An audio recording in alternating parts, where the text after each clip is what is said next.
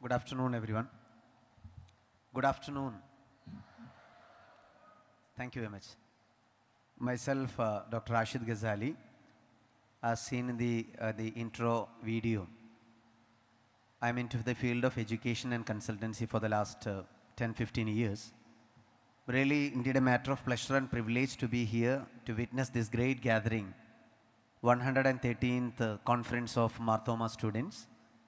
And I'm really deeply awed to the president of this conference, my beloved friend and brother, dear Polachan, who has invited me to this gathering and who has given an opportunity to interact with such a brilliant the group of dynamic students who are representing from different states to this auspicious gathering.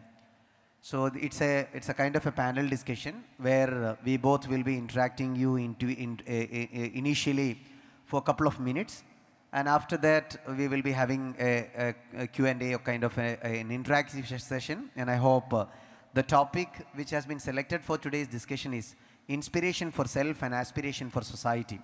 As the word itself reflects, it's a wonderful topic, it's an interesting topic. And I hope it will bring lot many interesting ideas and insights where everybody can really cherish and enrich their memories and thoughts in such a perspective to plan something very bigger for the society. അതുകൊണ്ട് തന്നെ ഈ programme ഈ session തുടങ്ങുന്നതിൻ്റെ ഭാഗമായി ഞാൻ വളരെ കുറഞ്ഞ സമയം കൊണ്ട് inspiration for self, aspiration for society, നമുക്ക് സമൂഹത്തോടുള്ള നമ്മുടെ പ്രചോദനം, നമ്മളോടുള്ള നമ്മുടെ ഒരു ഊർജം അല്ലെങ്കിൽ വലിയ അർത്ഥത്തിലുള്ള ഒരു പ്രചോദനാത്മകമായ ചിന്ത, ഇത് രൂപപ്പെടുത്തുന്നതിന് വേണ്ടിയുള്ള ഒരു ആലോചനയാണ് ഈ പ്രോഗ്രാമിലൂടെ, ഈ സെഷനിലൂടെ അടുത്തൊരു മണിക്കൂർ സമയം നടക്കുന്നത്. എനിക്ക് അനുവദിക്കപ്പെട്ട സമയത്തിൻ്റെ പരിധിയിൽ നിന്ന് ഈ വിഷയത്തിൽ ഏതാനും ചില ചിന്തകൾ നിങ്ങളുമായി പറഞ്ഞ് പങ്കുവെച്ച് ചുരുക്കുക എന്നതാണ് ഞാൻ ആഗ്രഹിക്കുന്നത്. കഴിഞ്ഞ 2 ദിവസങ്ങളിലായി, ഇനി വരാവുന്ന ദിവസങ്ങളിലുമെല്ലാം ഇവിടെ പ്രൗഢമായ സെഷനുകളും ഒട്ടേറെ തിങ്ക് ടാങ്കുകളും വലിയ ആലോചനകളും ഒക്കെ നടന്നുകൊണ്ടിരിക്കുകയാണ്.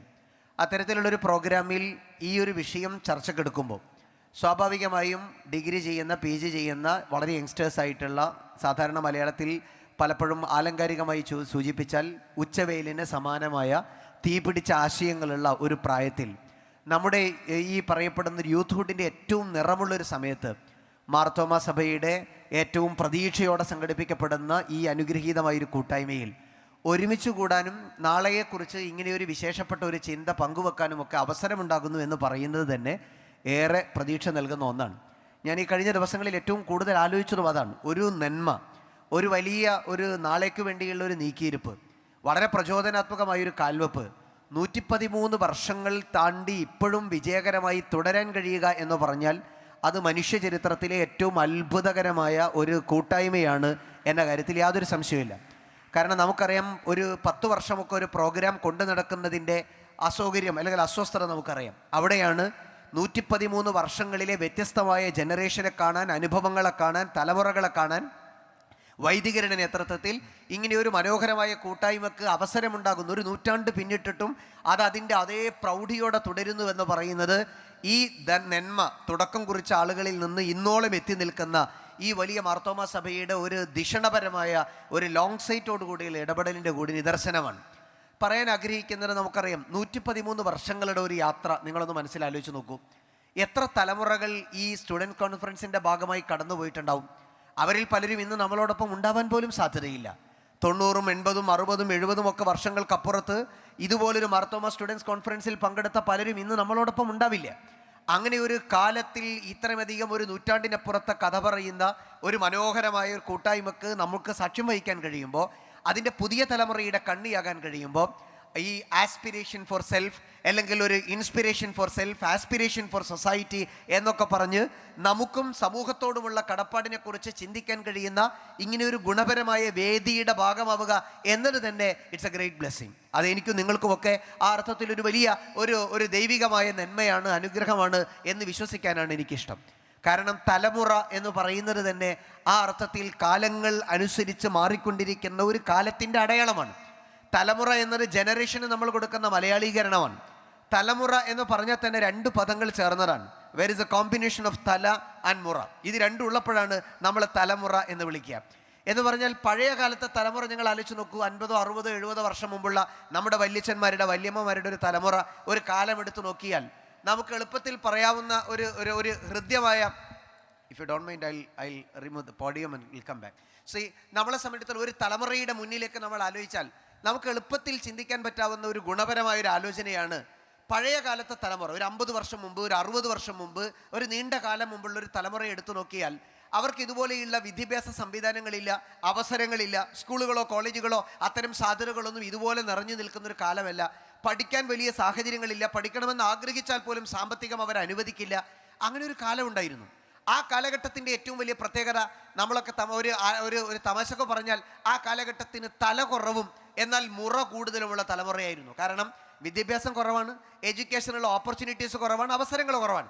പക്ഷെ അവർക്ക് ആവശ്യത്തിൽ കൂടുതൽ മുറയുണ്ടായിരുന്നു, മര്യാദയുണ്ടായിരുന്നു, മൂല്യമുണ്ടായിരുന്നു, സംസ്കാരമുണ്ടായിരുന്നു. എങ്ങനെ സമൂഹത്തോട്, മതത്തോട്, നാടിനോട്, പ്രകൃതിയോട്, പ്രപഞ്ചത്തോടൊക്കെയുള്ള കടമയെന്നാണ്, കടപ്പാടെന്നതിനെക്കുറിച്ച് നല്ല മുറയും മര്യാദയും മൊറാലിറ്റിയുമുള്ള ഒരു സമൂഹമായിരുന്നു. ആ കാലം കടന്ന് നമ്മൾ മുന്നോട്ട് പോയപ്പോൾ പിന്നീട് നമ്മൾ കണ്ടത് ആ തലമുറ തലയിൽ കുറവും എന്നാൽ ഒരു അർത്ഥത്തിൽ ഒരു മൂല്യം കൂടുതലുമുള്ള ഒരു തലമുറ വളർന്നു വന്നപ്പോൾ അവരുടെ ശേഷം വന്ന മക്കളിൽ അവർ ആഗ്രഹിച്ചൊരു നന്മ, ഞങ്ങൾക്കില്ലാത്തത് ഞങ്ങളെ കുട്ടികൾക്ക് ഉണ്ടാവണം എന്നുള്ളതാണ്. ഞങ്ങൾക്ക് നഷ്ടപ്പെട്ടു പോയത് ഞങ്ങളുടെ തലമുറകൾക്ക്, വരുന്ന തലമുറക്ക് ഉണ്ടാവണം എന്നുള്ളതാണ്. അവരെ പഠിപ്പിച്ചു, അവർക്ക് വേണ്ടി സ്കൂളുകളും കോളേജുകളും തുടങ്ങി. അവരിൽ ഡോക്ടർമാരുണ്ടായി, എഞ്ചിനീയർമാരുണ്ടായി, സിവിൽ സർവീസ് ഉദ്യോഗസ്ഥരുണ്ടായി. അങ്ങനെ വിഭിന്ന മേഖലകളിൽ ശോഭിക്കുന്ന ഒട്ടേറെ പ്രതിഭകളുണ്ടായി.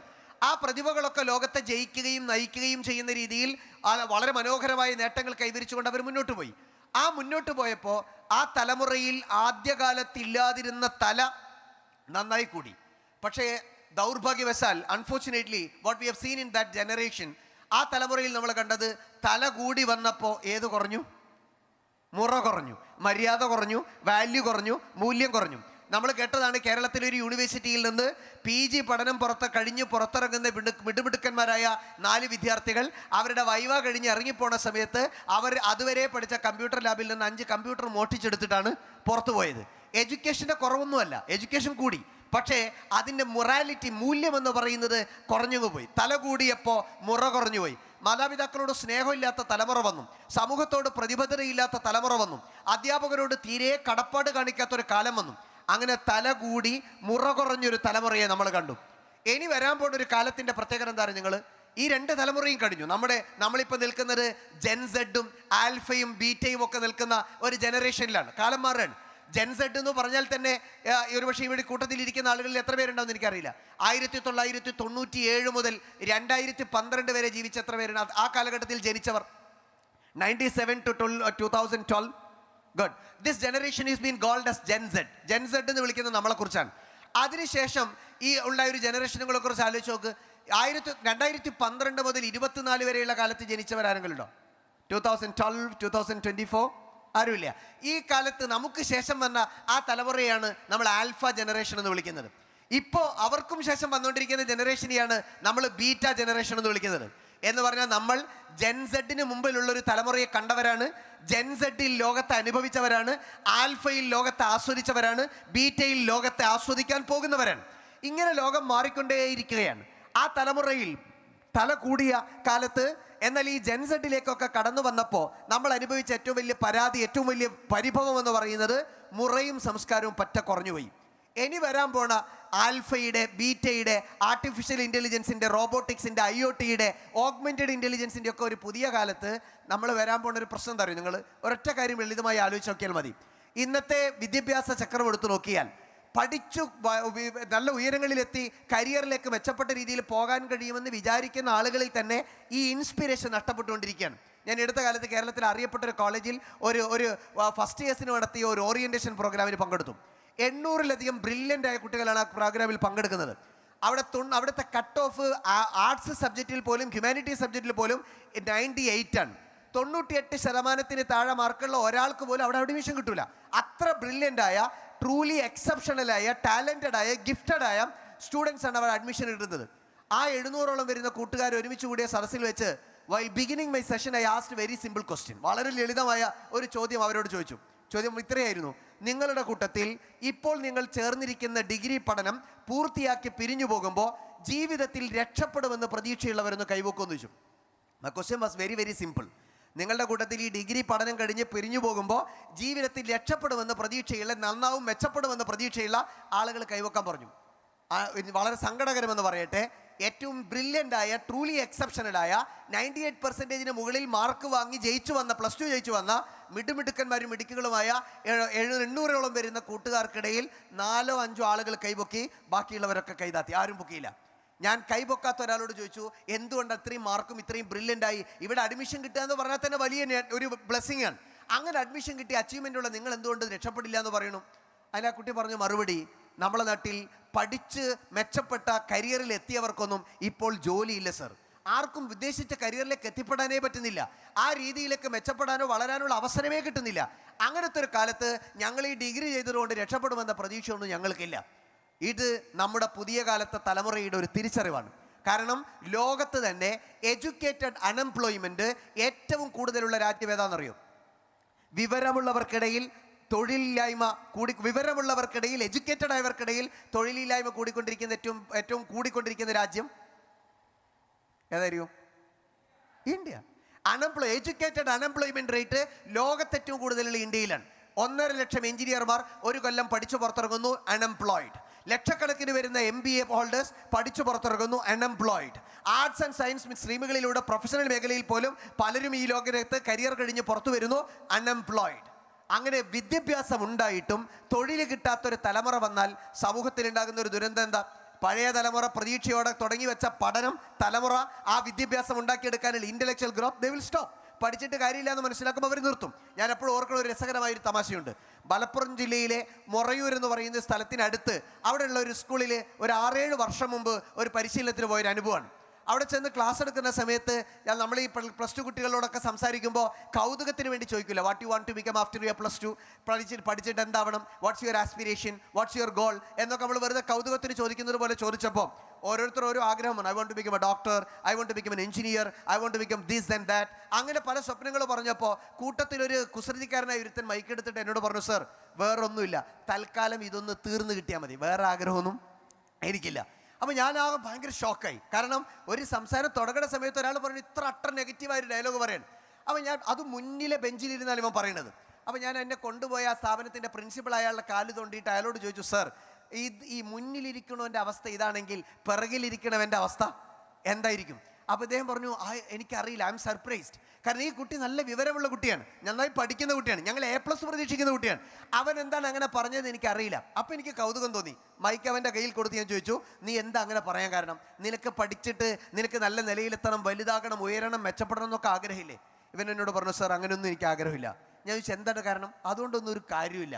ഞാൻ ചോദിച്ചു, നിനക്ക് പഠിച്ചിട്ട് ഡിഗ്രി കഴിഞ്ഞ് PG കഴിഞ്ഞ് BEd കഴിഞ്ഞ് അല്ല അതിന് ഉയരങ്ങളിലുള്ള കോഴ്സുകൾ കഴിഞ്ഞ് നാളെ നിൻ്റെ മക്കളുടെ മുന്നിൽ, സമൂഹത്തിൻ്റെ മുന്നിൽ, കുടുംബത്തിൻ്റെ മുന്നിൽ, നാട്ടുകാരുടെ മുന്നിലൊക്കെ തല ഉയർത്തി നെഞ്ചു നിവർത്തി ഇങ്ങനെ നടക്കട്ടെ എന്നൊക്കെ ചോദിച്ചപ്പോൾ ഞാനിങ്ങനെ മോട്ടിവേറ്റ് ചെയ്യാൻ ശ്രമിച്ചപ്പോൾ ഇവൻ എന്നോട് മൈക്ക് വാങ്ങിയിട്ട് പറഞ്ഞു, സാർ മതി, ഞാനൊരു കാര്യം ചോദിക്കട്ടെ. എന്നിട്ട് എന്നോട് പറയണം, എൻ്റെ ഫാമിലിയിൽ പഠിപ്പുള്ള നല്ല വിദ്യാഭ്യാസമുള്ള 7 ആൾക്കാരുണ്ട് എൻ്റെ അറിവിൽ. അതിൽ 2 പേര് TTC കഴിഞ്ഞവരാണ്, 3ഓളം ആൾക്കാർ PG കഴിഞ്ഞവരാണ്, 2 ആൾക്കാർ ആ professional course, medical paramedical course കഴിഞ്ഞവരാണ്. ഈ 7 പേരെയും ഞാനിങ്ങനെ ക്ലോസ്ലി ഒബ്സർവ് ചെയ്തു. ഈ 7 പേരുടെയും ഇപ്പോഴത്തെ ജീവിത നിലവാരം എടുത്ത് അവരെത്തിപ്പെട്ട ജോലി വെച്ച് നോക്കുമ്പോൾ എല്ലാവരും 10,000 മുതൽ 17,000 രൂപ വരെയുള്ള ശമ്പളത്തിനാണ് ജോലി ചെയ്യുന്നത്. സർ, ഞാൻ സാറ് പറഞ്ഞ രൂപത്തിൽ ഒരു നല്ല നിലയിലെത്തണമെങ്കിൽ എത്ര കൊല്ലം ജോലി ചെയ്യണം, എത്ര കൊല്ലം പഠിക്കണം? ഞാൻ പറഞ്ഞു, ഹാർഡ്ലി ഒരു മിനിമം നീ ശ്രമിച്ചാൽ തന്നെ ഒരു 6-7 കൊല്ലം വേണം. 3 year degree, 2 year PG and 2 year another course, or 7 years, 5 to 7 years ഒരു compulsorily you have to attend. അപ്പോൾ ഇവനോട് 7 കൊല്ലം ഞാൻ കാത്തിരിക്കേണ്ടേ വേണം? ഇവൻ്റെ ചോദ്യം ഇതാണ്. എൻ്റെ ജ്യേഷ്ഠന് ആലുവ റെയിൽവേ സ്റ്റേഷനടുത്ത് ഒരു ബേക്കറി ഉണ്ട്. ആ ബേക്കറിയിൽ എൻ്റെ നാട്ടിലുള്ള സാധാരണ 8ാം ക്ലാസ്സും 10ാം ക്ലാസ്സും മാത്രം പഠിച്ച ആൾക്കാർ ജോലി ചെയ്യുന്നുണ്ട്. അവരുടെ കൂലി 600, 700, 800 ഒക്കെ രൂപയാണ്. സർ, ഞാൻ ഇത്രയും കാലം 5 കൊല്ലം കാത്തുനിന്ന് ഇങ്ങനെ പോയി ഒരു 15,000, 12,000, 17,000 മാക്സിമം ശമ്പളം വാങ്ങുന്ന ഒരു ജോലിയിലേക്ക് എത്തിപ്പെടുന്നതാണോ? അല്ല, ഇപ്പം തന്നെ ഞാൻ എൻ്റെ ജ്യേഷ്ഠൻ്റെ ബേക്കറിയിൽ പോയി 600, 700 വാങ്ങി 20, 25,000 രൂപ ശമ്പളം വാങ്ങുന്ന ഒരു ജോലി ഇപ്പോഴേ നേടിയെടുക്കുന്നതാണോ എനിക്ക് ബുദ്ധി, എനിക്ക് ന്യായമെന്ന് ചോദിച്ചപ്പോൾ കൂടെ ഇരിക്കുന്ന അവരുടെ കൂട്ടുകാർ മാത്രമല്ല, പിറകുള്ള രക്ഷിതാക്കൾ പോലും കൗതുകത്തോടെ ഇങ്ങനെ നോക്കാൻ തുടങ്ങി. കാരണം പറഞ്ഞൊരു കാര്യമാണ്, ഇവന് പഠിച്ചിട്ട് എത്തിപ്പെടുന്നതിനേക്കാൾ വലിയ ഉയരങ്ങളിലേക്ക് പഠിക്കാതെ എത്തുന്നൊരു ലോകത്തെക്കുറിച്ചാണ് ആ ചെറുപ്പക്കാരൻ കൗതുകത്തോടെ നോക്കി കാണുന്നത്. ഇത് നമ്മുടെ നാടിൻ്റെ പുതിയ ചിത്രമാണ്. നിങ്ങളിൽ ആര് പഠിച്ചു വലുതാകുന്നു, എന്ത് കോഴ്സ് കഴിയുന്നു എന്നതല്ല ഇനി പ്രശ്നം. നിങ്ങളിൽ എങ്ങനെയാണ് ഈ പുതിയ കാലത്തെ മത്സരാധിഷ്ഠിതമായൊരു ലോകത്ത് നിങ്ങളുടെ കഴിവും പ്രാഗൽഭ്യവും തെളിയിച്ച് aspiration for the society or inspiration for the self എന്ന് ഈ സെഷൻ അർത്ഥമാക്കുന്നത് പോലെ സ്വയം പ്രചോദിതമായി പുതിയ കാലത്തെ വായിക്കാൻ കഴിയുന്ന രീതിയിൽ നമുക്ക് എത്ര പേർക്ക് മത്സരിക്കാൻ കഴിയുന്നു, എത്ര പേർക്ക് വേഗത്തിൽ ഓടിയെത്താൻ കഴിയുന്നു, എത്ര പേർക്ക് തലയും മുറയുമുള്ളൊരു തലമുറയാകാൻ പറ്റുന്നു എന്ന തോട്ടാണ് പ്രിയപ്പെട്ടവരെ നമ്മളിലുള്ളിൽ ഉണ്ടാവേണ്ടത്. അല്ലാത്ത പക്ഷം ഈ എഡ്യൂക്കേഷനോ നമ്മൾ നേടുന്ന കോഴ്സുകളോ ബിരുദങ്ങളോ നമ്മൾ ഓടിയെത്തുന്ന യാത്രകളോ കൊണ്ട് മാത്രമൊന്നും നമ്മൾ രക്ഷപ്പെടാൻ സാധ്യതയില്ല. പക്ഷേ how much you are talented, how much you are equipped, how much you are really competent, അങ്ങനെ നമുക്ക് നമ്മുടെ ശേഷിയെ എത്ര കണ്ട് വളർത്താൻ കഴിയുമോ അത്ര കണ്ടായിരിക്കും നമ്മുടെ സാധ്യത. ഞാൻ വളരെ സിമ്പിളായൊരു ചോദ്യം ചോദിക്കാം. നിങ്ങളുടെ കൂട്ടത്തിൽ സ്മാർട്ടാണ്, എനർജറ്റിക് ആണ്, വൈബ്രൻ്റ് ആണ് എന്നൊക്കെ വിശ്വസിക്കുന്ന ആൾക്കാരൊന്ന് കൈവക്കും. I'm smart, I'm energetic, I'm vibrant, I'm dynamic. പൊളച്ച് മാത്രം രണ്ട് അച്ഛന്മാർ പൊക്കി, വേറെ ആരില്ല. ഓക്കെ, കുറച്ചാ 4-5 പേരുണ്ട്. ഈ ഇത്രയും കൂടിയിരിക്കുന്ന 100 പേരിൽ 4-5 പേരുണ്ട്. ലീവ് ഇറ്റ്, ഞാൻ അതിലേക്ക് പിന്നീട് വരാം. രണ്ടാമത്തെ എൻ്റെ ചോദ്യം, നിങ്ങളുടെ കൂട്ടത്തിൽ നീളമുള്ള മൂക്കുള്ള ആളുകൾ കൈവക്കും. നീളമുള്ള മൂക്കുള്ളവർ 1 2 ഹാൻഡ്സ് ഡൗൺ, നോ ഇഷ്യൂ. മൂന്നാമത്തത് വീതിയുള്ള നെറ്റിയുള്ളവർ കൈവക്കും.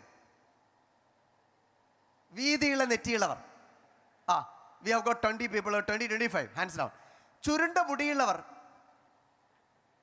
Again another 20-30 people.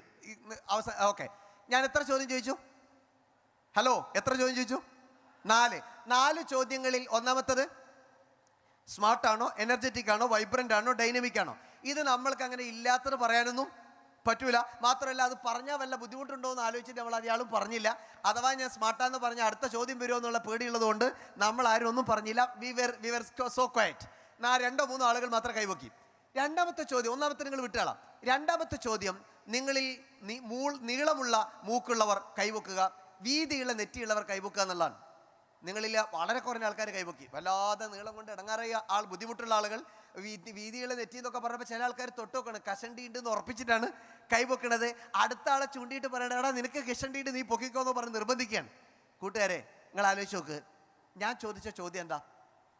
നീളമുള്ള മൂക്കുള്ളവർ കൈവെക്കുക. ഈ മാർത്തോമ സ്റ്റുഡൻസ് കോൺഫറൻസിൻ്റെ 2025 എഡിഷനിൽ പങ്കെടുക്കുന്ന ആരുടെ മൂക്കിനാണ് നീളമില്ലാത്തത്? Is there anyone? ഈ ഗ്രൂപ്പിൽ ആരുടെ നെറ്റിക്കാണ് വീതിയില്ലാത്തത്? Is there anyone? ഞാൻ ചോദിച്ചത് എന്താ? നീളമുള്ള മൂക്കുള്ളവർ കൈവെക്കുക, വീതിയുള്ള നെറ്റിയുള്ളവർ കൈവെക്കുക. ഈ ചോദ്യത്തിന് ഉത്തരം പറയാൻ പറ്റാത്ത ഒരാൾ ഈ സദസ്സിലുണ്ടോ? Yes or no? ഇപ്പോഴും വീതിയില്ല എന്ന് വിശ്വസിക്കുന്ന എനിവൺ? ഇപ്പോഴും നീളമില്ല എന്ന് വിശ്വസിക്കുന്ന എനിവണില്ല? ലോകത്തെ ഏറ്റവും ചുരുങ്ങിയ, ഏറ്റവും ചെറിയ മൂക്കുള്ള, കുഞ്ഞു മൂക്കുള്ള ജപ്പാനീസ്, ചൈനീസ്, നേപ്പാളീസ്, ബർമീസ് ഇതൊക്കെ എടുത്തൊക്കെ അവരുടെ മൂക്കിനുണ്ട് 1-2 സെൻറ്റിമീറ്റർ നീളം. കുഞ്ഞ് പറന്നു വീഴുന്ന കുഞ്ഞിൻ്റെ നെറ്റിക്കുണ്ട് വീതി, ഇല്ലേ? പക്ഷേ എന്തുകൊണ്ടായിരിക്കും നിങ്ങൾ ഇല്ലാന്ന് കൈവക്കിയത്? നിങ്ങൾ മനസ്സുകൊണ്ട് വിചാരിച്ചു, ഞാൻ ചോദിക്കുന്നത് വല്ലാതെ നീളമുള്ളവരെ പറ്റിയാണ്, ഞാൻ ചോദിക്കുന്നത് വല്ലാത്ത വീതിയുള്ളവരെ പറ്റിയാണ്, കുറേ നീളമുള്ളവരെ പറ്റി, കുറേ വീതിയുള്ളവരെ പറ്റിയാണ്. അങ്ങനെ ഞാൻ പറഞ്ഞോ? ഇല്ല. നിങ്ങൾക്ക് അങ്ങനെ തോന്നാൻ കാരണം, this is how A person always think. നമ്മൾ ചിന്തിക്കുന്ന നമ്മുടെ ചില പ്രിജഡൈസസ്, നമ്മുടെ ചില മുൻവിധികൾ, നമ്മുടെ ചില തോന്നലുകളാണ് ശരിയായ ഉത്തരങ്ങളിൽ നിന്ന് പോലും നമ്മളെ ദൂരത്തെ കൊണ്ടുപോകുന്നത്. എന്നെ കൊണ്ടതിന് പറ്റില്ല, എനിക്കത് നേടിപ്പിടിക്കാൻ കഴിയില്ല, ഞാൻ സ്മാർട്ടല്ല, ഞാൻ എനർജറ്റിക്കല്ല. എനിക്ക് ഇതിനേക്കാൾ രസം തോന്നിയത് ചുരുണ്ട മുടിയുള്ളവരോട് കൈവെക്കാൻ പറഞ്ഞപ്പോൾ ചില കൂട്ടുകാർ തൊട്ടു വെക്കുകയാണ് ഉണ്ടോ എന്നുള്ളത്. So that means they are not sure ഇവിടെ വന്നിട്ടെങ്ങാനും ഉണ്ടോ എന്നുള്ള കൺഫ്യൂഷനാണ്. നമ്മൾ ആലോചിച്ച ഇവിടെ ഈ 3 ചോദ്യത്തിനും നിങ്ങൾ മുൻവിധികൾ കൊണ്ടാണ് ഉത്തരങ്ങൾ തെറ്റിപ്പോയതെങ്കിൽ ആദ്യത്തെ ചോദ്യത്തിലേക്കൊന്ന് വന്നു നോക്ക്. I M smart, I'm energetic, I M dynamic, I M confident എന്നൊക്കെ പറയുമ്പോൾ എനിക്കങ്ങനെ പറയാൻ കഴിയുന്നില്ല എന്ന് വന്നാൽ അതിനൊറ്റ കാരണമേ ഉള്ളൂ, എൻ്റെ തോന്നലാണ്. എന്നെക്കൊണ്ട് സാധിക്കില്ല എന്ന എൻ്റെ തോന്നലാണ്. എനിക്കങ്ങനെ ഒരു പ്രചോദനം എൻ്റെ ഉള്ളിലേക്ക് കൊടുക്കാൻ പറ്റൂല എന്ന എൻ്റെ ഒരു തിരിച്ചറിവാണ്. കൂട്ടുകാരെ, ലൈഫിൽ ജയിച്ചു കയറിയ മനുഷ്യർ, ഈ സമൂഹത്തിൽ നിങ്ങൾ ഈ 3-4 ദിവസങ്ങളായി കാണുന്ന ഈ കോൺഫറൻസിൻ്റെ ഭാഗമായി വരുന്ന, നിങ്ങൾ ഇൻസ്പയർ ചെയ്യുന്ന വലിയ വലിയ മനുഷ്യരെ നിങ്ങൾ കാണുകയാണ്. നിങ്ങൾ പത്രങ്ങളിലൂടെ, മാധ്യമങ്ങളിലൂടെ, യൂട്യൂബിലൂടെ, വ്ളോഗിലൂടെ, ഇൻസ്റ്റഗ്രാമിലൂടെ ഒരുപാട് പേഴ്സണാലിറ്റിയെ, ഹൈലി ഇൻഫ്ലുവൻഷ്യലായ പേഴ്സണാലിറ്റീസിനെ നിങ്ങൾ പഠിക്കുകയാണ്. എൻ്റെ പ്രിയപ്പെട്ട സുഹൃത്തുക്കളോട് എനിക്ക് പറയാനുള്ളത്, നിങ്ങൾ എപ്പോഴും മറ്റുള്ളവരുടെ കഥകളും ജീവിതവും കേട്ട് കോരിത്തെരിച്ച് അങ്ങനെ ആവേശം കൊണ്ടിരിക്കേണ്ടവർ മാത്രമല്ല, അവനവൻ്റെ കഥകൾ നിർമ്മിച്ച് മറ്റുള്ളവർക്ക് പ്രചോദനമാകേണ്ടവർ കൂടിയാണ് എന്ന് തിരിച്ചറിയുന്നിടത്താണ് നമ്മുടെ മൂല്യം നമ്മൾക്കുണ്ടാവുക. We are always there not to read others' biography. We are always should be there to create our biography, create our story for making them to read. മറ്റുള്ളവർ വായിക്കട്ടെ എൻ്റെയും നിങ്ങളുടെയും കഥകൾ, എൻ്റെയും നിങ്ങളുടെയും ജീവിതങ്ങൾ. അങ്ങനെ ഈ സമൂഹത്തിൽ അടയാളങ്ങൾ തീർത്ത്, അത്ഭുതങ്ങൾ തീർത്ത് ഈ സമൂഹത്തിന് നന്മയുടെ ചില മാതൃകകൾ കൊടുക്കാനുള്ള ആ മാറ്റമാണ് കൂട്ടുകാരെ എൻ്റെയും നിങ്ങളുടെയും ഉണ്ടാവേണ്ടത്. അതിനാണ് ഇൻസ്പിരേഷൻ ഫോർ സെൽഫ്. സ്വന്തത്തെക്കുറിച്ചുള്ളൊരു തിരിച്ചറിവ് നമുക്കുണ്ടാവുക എന്ന് പറയുന്നത്, ഞാൻ എന്താ ബോധ്യം എനിക്കുണ്ടാവുക എന്ന് പറയുന്നത്. ഞാൻ ഈ ഭൂമിയിൽ ദൈവം എന്നെ പറഞ്ഞയച്ചിട്ടുണ്ടെങ്കിൽ ഈ ഭൂമിയിലേക്ക് വന്നത് ചിലതൊക്കെ നിർമ്മിക്കാനാണ്, ചിലതൊക്കെ നിർവഹിക്കാനാണ്, ചിലതൊക്കെ ചെയ്തു തീർക്കാനാണ്, സമൂഹത്തിൽ ഇതൊക്കെ കൈമാറാനാണ്. ആ നന്മയോടെ ഈ സമൂഹത്തിൽ എൻ്റെ അടയാളങ്ങൾ തീർത്ത് അത് കൈമാറി ഈ ലോകത്തെ ഒരു കോൺട്രിബ്യൂട്ടിംഗ് മെമ്പറായി ഞാൻ മാറുക എന്നതാണ് എൻ്റെ ലക്ഷ്യം. ആ ലക്ഷ്യത്തിലേക്ക് എത്തണമെങ്കിൽ എനിക്ക് അങ്ങനെ ഒരു വിശ്രമമില്ലാതെ പൂർണ്ണമായി നിശ്ചയദാർഢ്യത്തോടെ ഞാൻ പ്രവർത്തിച്ചേ മതിയാകും. അങ്ങനെ ഒരു തിരിച്ചറിവിലേക്ക് വരിക എന്നതാണ് ഒന്നാമത്തത്, ഇൻസ്പിരേഷൻ ഫോർ സെൽഫ്. സ്വന്തത്തെ അറിയുക. മഹാനായ സ്വാമി വിവേകാനന്ദൻ പറയുന്നൊരു വാക്കുണ്ട്, നിങ്ങൾ ഈ ഭൂമിയിൽ ജീവിക്കുകയാണെങ്കിൽ നിങ്ങൾ ഉള്ളുകൊണ്ട് തിരിച്ചറിയേണ്ട ഒരു യാഥാർത്ഥ്യം, if you are not knowing your self you may not be knowing the world. നിങ്ങൾ ഈ ലോകത്തെ തിരിച്ചറിയില്ല അവനവനെ തിരിച്ചറിയാത്ത കാലം അത്രയും. ഒരു ബൈബിളിലെ ഏറ്റവും ഹൃദ്യമായ ശ്രദ്ധേയമായ ഒരു വചനമല്ലേ, നോ യുവർ തൈസെൽഫ്, നോ തൈസെൽഫ്. നിങ്ങൾ നിങ്ങളെ അറി, എന്നാലല്ലേ നിങ്ങൾക്ക് ദൈവത്തെ അറിയാൻ പറ്റും. അവനവനെ അറിയുന്നതിനേക്കാൾ വലിയ ഗ്രാഹ്യം എന്താണുള്ളത്? എന്താണ് സ്വന്തത്തെ അറിയൽ? നിങ്ങൾ സ്വന്തത്തിൻ്റെ കഴിവുകൾ അറിയുക, സാധ്യതകൾ അറിയുക, പരിമിതികൾ അറിയുക, വെല്ലുവിളികളെ അറിയുക. അങ്ങനെ ജീവിതത്തിൻ്റെ പരമമായ ലക്ഷ്യങ്ങളിലേക്ക് ദൈവികമായ നന്മയെ ഉൾവാങ്ങി ഹൃദയത്തോടെ ചേർന്ന് നിന്നുകൊണ്ട് പരിശ്രമിക്കുന്നവർക്കാണ് ഞാനീ പറഞ്ഞ ഇൻസ്പിരേഷൻ അവരെ സഹായിക്കുക. അവർ ലോകത്തെ വല്ലാത്ത പ്രതീക്ഷയോടെ കാണും. അവർ സമൂഹത്തിൽ ഏത് വെല്ലുവിളികളെയും അതിജീവിക്കും. അവരേത് പരിമിതികളെയും മറികടന്ന് മുന്നോട്ട് പോകും. അത് തിരിച്ചറിയാൻ കഴിയുക എന്നതാണ് പ്രധാനം. രണ്ട് തരത്തിൽ ഇൻസ്പിരേഷൻ ഉണ്ട്. ഒന്ന് എക്സ്ട്രിൻസിക് ഇൻസ്പിരേഷനാണ്, രണ്ടാമത്തത് ഇൻട്രിൻസിക് ഇൻസ്പിരേഷനാണ്. എക്സ്ട്രിൻസിക് മോട്ടിവേഷൻ, ഇൻട്രിൻസിക് മോട്ടിവേഷൻ എന്നൊക്കെ പറയുന്നത് പോലെ ഞാനിപ്പോൾ ചെയ്തുകൊണ്ടിരിക്കുന്നത് ഇറ്റ്സ് എൻ എക്സ്ട്രിൻസിക് ഇൻസ്പിരേഷൻ. ഇവിടെ നിന്ന് മറ്റൊരാളിലേക്ക് ചിലത് കൊടുക്കാൻ ശ്രമിക്കുകയാണ്, അതൊരു എക്സ്റ്റേണൽ ആണ്. രണ്ടാമത്തെ ഒരു ഇൻസ്പിരേഷൻ ഉണ്ട്, അത് ഇൻട്രിൻസിക് ഇൻസ്പിരേഷൻ ആണ്. ഞാൻ എന്നോട് തന്നെ സംവദിക്കുന്നതാണ്, ഞാൻ എന്നോട് തന്നെ പറയുന്നതാണ്, ഞാൻ എന്നോട് തന്നെ ഓർമ്മപ്പെടുത്തുന്നതാണ്. അങ്ങനെ സ്വന്തത്തോട് ഓർമ്മപ്പെടുത്തുന്ന, സ്വന്തത്തോട് പറയുന്ന, സ്വന്തത്തോട് ആ അർത്ഥത്തിൽ ഇഗ്നൈറ്റ് ചെയ്യുന്ന ഒരു ബോധ്യമാണ് നമ്മളാക്കി വളർത്തുക. അവിടെയാണ് കൂട്ടുകാരെ നിങ്ങൾ ഇത്രയും മനോഹരമായി ഈ രാജ്യത്തിൻ്റെ പല ഭാഗങ്ങളിൽ നിന്ന് മാർത്തോമാ സഭയുടെ ക്ഷണം സ്വീകരിച്ച് ഇതുപോലൊരു ഒരു സ്റ്റുഡൻസ് കോൺഫറൻസിൻ്റെ ഭാഗമാകാൻ അവസരം കിട്ടി വന്നവരാണെങ്കിൽ, നിങ്ങളല്ലെങ്കിൽ പിന്നെ ആരാണ് സ്മാർട്ട്? നിങ്ങളല്ലെങ്കിൽ പിന്നെ ആരാണ് ബ്രില്യൻറ്റ്? നിങ്ങളല്ലെങ്കിൽ പിന്നെ ആരാണ് എനർജറ്റിക്? നിങ്ങളല്ലെങ്കിൽ പിന്നെ ആരാണ് dynamic? So if you are not believing in your self, nobody can help you. If you are not realising your inner talent, nobody can ignite you. If you are not truly inspiring you, nobody else can inspire you. നിങ്ങളെ ആ അർത്ഥത്തിൽ പ്രചോദിപ്പിക്കുന്നിടത്ത് പരാജയപ്പെട്ടാൽ നിങ്ങൾക്ക് മറ്റൊരാൾക്ക് നിങ്ങളെ സഹായിക്കാൻ കഴിയില്ല. അതുകൊണ്ട് ലോകത്ത് മാറിയ മനുഷ്യരെല്ലാം, ജയിച്ച മനുഷ്യരെല്ലാം, വളർന്ന മനുഷ്യരെല്ലാം, ഈ സമൂഹത്തിൽ ജ്വലിച്ചു ഉദിച്ചു നിന്ന മനുഷ്യരെല്ലാം അവർ സ്വന്തത്തെ പ്രചോദിപ്പിച്ചവരാണ്. അങ്ങനെ സ്വയം ഇഗ്നേറ്റ് ചെയ്യുമ്പോൾ നമ്മൾ ബോധ്യത്തോടുകൂടി വളർന്നുകൊണ്ടിരിക്കും. ഇല്ലെങ്കിലുള്ള പ്രശ്നം, അറിയുന്ന പണി തന്നെ നമ്മളോട് തെറ്റിക്കൊണ്ടേയിരിക്കും. നമ്മൾ അറിയുന്നവരായിരിക്കും, we all will be knowing it, but we may be doing it wrongly. നമ്മൾ വളരെ തെറ്റായിട്ടും മോശമായിട്ടും നമ്മൾ ഔട്ട് ഓഫ് ട്രാക്ക് ആയിട്ടും കാര്യങ്ങൾ ചെയ്യുന്നത് കൂടിക്കൊണ്ടേയിരിക്കും. Let me give you one simple example. ഞാൻ 4 എന്ന് പറയുന്ന സമയത്ത് can you please clap? When I say 4, can you clap? Are you ready? 1 2 3. ഞാൻ പറഞ്ഞില്ല. When I say 4, then only you should clap. Ready? ഒന്നുകൂടി ഒന്ന് ശ്രമിച്ചു നോക്കുക. Ready? 1 2 3. Oh, only 2 people. 2 ആൾ മാത്രം തെറ്റി. Once again. 1 2 3 4. നല്ല ഉഷാർ. 1 2 3 4. ഗംഭീരമായി clap. 1 2 3 4. Yes. 1 2 3. Only 1 clap. The last chance. 1 2 3 4. 1 2 3 4. 1 2 3 4. 1 2 3. See, എന്താണ് ആദ്യം 4 എന്ന് പറയുന്നതിന് മുമ്പ് എല്ലാവരും അടിച്ചു. അവസാനം എത്തുമ്പോഴേക്ക് 4 എന്ന് പറയുന്നില്ലെങ്കിൽ ക്ലാപ്പേ ഇല്ല. We are so vigilant. ഒരേ മനുഷ്യർ തന്നെയാണ് 1 മിനിറ്റിന്റെ ഗ്യാപ്പിൽ 2 റിസൾട്ട് തരുന്നത്. Yes or no? ഒരേ ആളുകൾ തന്നെയാണ് ആദ്യം നൽകുന്ന റിസൾട്ട് അല്ല രണ്ടാമത് നിങ്ങൾ നൽകിക്കൊണ്ടിരിക്കുന്ന outcome.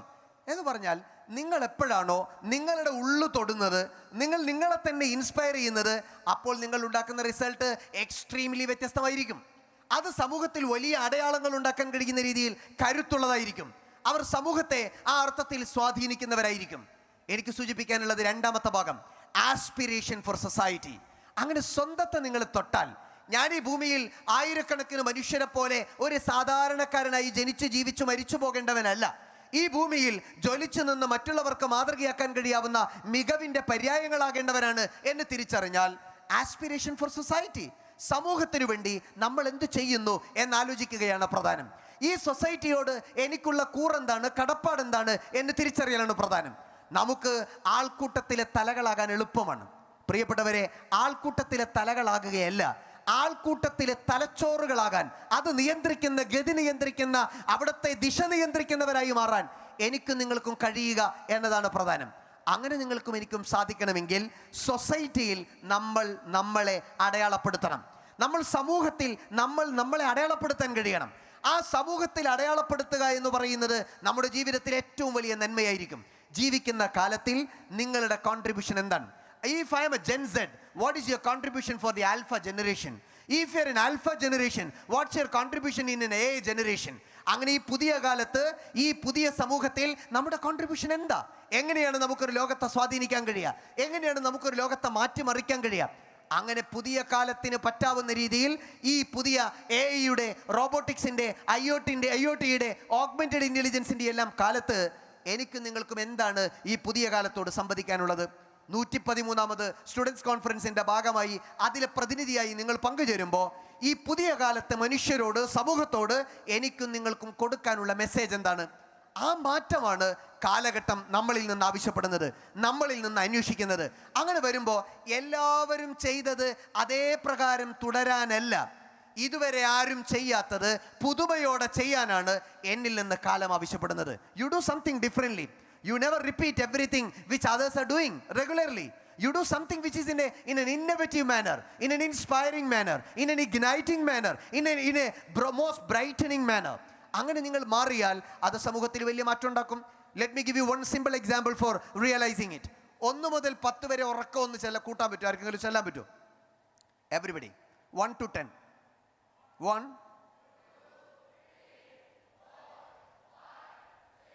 Good. 10 to 1. Speed. Good, excellent, brilliant. A to Z.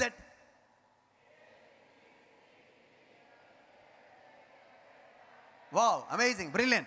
Z to A. Come on. Come on. എന്താ പഴയതുപോലെ ആവേശമില്ലാത്തത്? എല്ലാവരും 1 മുതൽ 10 വരെ ചോദിച്ചപ്പോൾ യു ഓൾ വെയർ ഹാപ്പി. ചിലരെന്നെ നോക്കുകയാണ്, ഇതൊക്കെ ഒരു ചോദ്യമാണോ? ഇതൊക്കെ LKG കുട്ടികളോട് ചോദിക്കേണ്ടതല്ലേ? 10 മുതൽ 1 വരെ you're all aware it was so silly for you. A മുതൽ Z വരെ അതും നമ്മൾക്കൊരു കിഡിഷാണ്.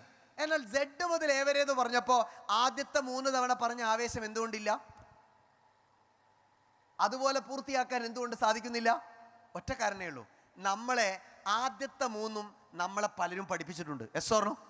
ഇതുവരെ Z to A നമ്മൾ ആരും പഠിപ്പിച്ചിട്ടില്ല. ആരും നമ്മളോട് അങ്ങനെ ചൊല്ലാനോ പഠിക്കാനോ പറഞ്ഞിട്ടില്ല. അതുകൊണ്ട് നമ്മൾക്കറിയില്ല. എൻ്റെ ചോദ്യം ഇതാണ്, നമ്മളെ സംബന്ധിച്ചിടത്തോളം ഈ സൊസൈറ്റിയുടെ ഇടയിൽ ജീവിക്കുമ്പോൾ 1 മുതൽ 10 വരെ നമുക്ക് പറഞ്ഞു തന്നത് നമ്മുടെ പൂർവികരാണ്. 10 മുതൽ 1 വരെ നമ്മളെ പഠിപ്പിച്ചത് നമ്മുടെ പൂർവികരാണ്. A മുതൽ Z വരെ നമ്മളെ പഠിപ്പിച്ചത് ഇന്നലകളുടെ സമൂഹമാണ്. നിങ്ങളുടേതും എൻ്റേതും ഈ തലമുറയ്ക്ക് എന്താണ് പുതിയത്?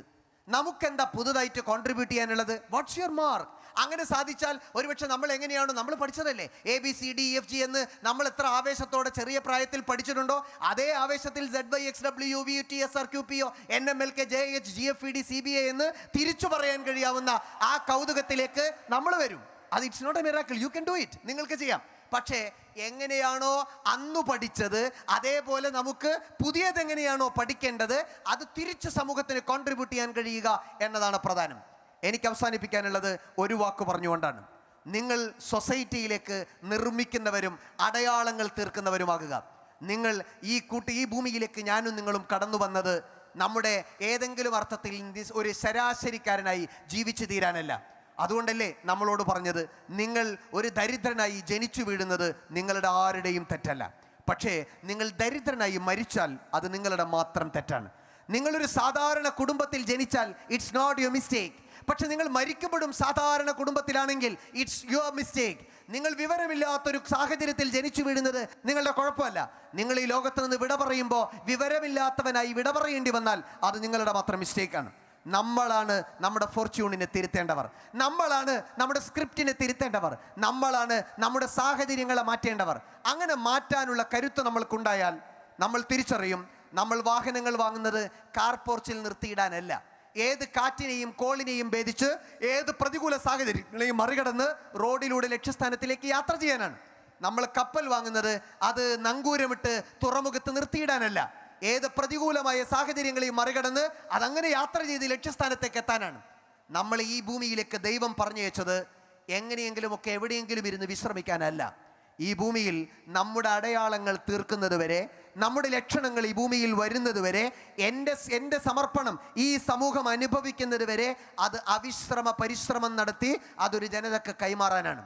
ആ കൈമാറാനുള്ള നന്മ, അങ്ങനെ ഒരു പ്രസരിപ്പ്, അങ്ങനെ ഒരു ഊർജം, അങ്ങനെ ഉള്ളിലേക്കൊരു ഇൻസ്പിരേഷൻ, സൊസൈറ്റിയിലേക്കൊരു ആസ്പിരേഷൻ, ഇത് രണ്ടും കൊടുത്തുകൊണ്ട് ഒരു നല്ല സമൂഹത്തെ കെട്ടിയെടുക്കാൻ, ആ അർത്ഥത്തിൽ വളർത്തിയെടുക്കാൻ, അതിനെ ഉയർത്തിക്കൊണ്ടുവരാനുള്ള ഒരു അചഞ്ചലമായ വിശ്വാസവും ആത്മീയമായ ഉണർവും നൈതികമായ ഒരു ബോധവും ഒരു ധാർമ്മികമായ ഒരു പരിവേശവും ആ അർത്ഥത്തിലുള്ള ദിഷണപരമായ ഊർജവും ഒക്കെ സംഭരിച്ചുകൊണ്ട് മുന്നോട്ട് പോകാൻ നിങ്ങൾക്ക് കഴിഞ്ഞാൽ ലോകത്തെ നിങ്ങൾ ജയിക്കും, സമൂഹത്തെ നിങ്ങൾ നയിക്കും, നാടിനെ നിങ്ങൾ പൂർണ്ണമായ അർത്ഥത്തിൽ അത്ഭുതപ്പെടുത്തും. അങ്ങനെ ചെയ്യുന്ന ഒരു നല്ല സമൂഹമായി മാറാൻ എനിക്കും നിങ്ങൾക്കും കഴിയും എന്ന കാര്യത്തിൽ യാതൊരു സംശയവുമില്ല. അങ്ങനെ സാധിക്കട്ടെ എന്ന് ആത്മാർത്ഥമായി ആഗ്രഹിച്ചുകൊണ്ട് 30 മിനിറ്റ് സമയമാണ് അവതരണത്തിന് ഞങ്ങൾ രണ്ടുപേർക്കും നിശ്ചയിച്ചിട്ടുള്ളത്. സമയം കടക്കുന്നത് ശരിയല്ല എന്ന് മനസ്സിലാക്കി ഏതെങ്കിലും കൂടുതൽ ചോദിക്കാനുണ്ടെങ്കിൽ ഇൻ്ററാക്ഷൻ സമയത്ത് we will share. Thank you very much.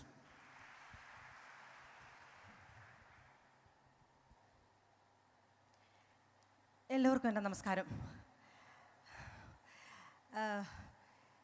First of all, എന്നെ ഇങ്ങോട്ട് ക്ഷണിച്ച മാർത്തോമാ സഭയ്ക്ക്, യുവാക്കീം മെത്രാപ്പോലിത്ത, അതുപോലെ ഇന്ന് ജന്മദിനം ആഘോഷിക്കുന്ന സെറാഫീം തിരുമേനി പ്രാർത്ഥനയുടെ സമയത്ത് എനിക്കത് മനസ്സിലായി. ബഹുമാനപ്പെട്ട പോളച്ചൻ, അച്ഛന്മാർക്കും ഇവിടെയുള്ള എല്ലാവർക്കും എൻ്റെ സ്നേഹവന്ദനത്തെ അറിയിക്കുന്നു. വളരെ ഗംഭീരമായിട്ടുള്ള ഒരു മോട്ടിവേഷണൽ ടോക്ക് നിങ്ങൾ കേട്ടിട്ടിരിക്കുകയാണ്. ഇനി അടുത്ത ഒരു ടോക്ക്, എനിക്കറിയാം ചൂടാണ്, പലരും അവിടെ വീശുന്നുണ്ട്, അങ്ങനത്തെ കുറച്ച് ബുദ്ധിമുട്ടുണ്ട്. എന്നാലും വളരെ ക്രിസ്പി ആയിട്ട് എന്നെ ഏൽപ്പിച്ച ദൗത്യം ഞാൻ തീർക്കുന്നതാണ്. അതിനുശേഷം ഇൻട്രാക്ഷൻ്റെ സമയത്ത് നിങ്ങൾക്ക് ഡൗട്ട്സ് ഉണ്ടെങ്കിൽ അത് തീർച്ചയായിട്ടും നമുക്കത് ഹാൻഡിൽ ചെയ്യാവുന്നതാണ്. മാർത്തോമാ സഭയുടെ ഏത് പ്രോഗ്രാം ആണെങ്കിലും എന്നെ വിളിക്കുമ്പോൾ എനിക്കതൊരു ബാക്ക് ടു ഹോം ഫീലാണ് തരുന്നത്. കാരണം ഞാൻ ഇന്ന് ഈ സ്റ്റേജിൽ നിൽക്കുന്നുണ്ടെങ്കിൽ അതിന് ഒരു പങ്ക് മാർത്തോമാ സഭയ്ക്ക് ഉണ്ടെന്നുള്ളത് സംശയമില്ല. സ്റ്റുഡൻസ് കോൺഫറൻസ് മാർത്തോമാ സഭ ഓർഗനൈസ് ചെയ്യുമ്പോൾ എൻ്റെ ഓർമ്മയിലേക്ക് ഓടി വരുന്നത് 3 വയസ്സ് പ്രായമുള്ളപ്പോൾ ചരൽക്കുന്നിൽ കോൺഫറൻസ് സംഘടിപ്പിച്ചു. അന്ന് ചരൽക്കുന്ന് സൺഡേ സ്കൂൾ കുട്ടികൾക്ക് 3 വയസ്സുള്ളവർക്ക് ഇല്ലായിരുന്നു. അന്ന് 42 വർഷം മുമ്പത്തെ കഥയാണ് ഞാനീ പറയുന്നത്.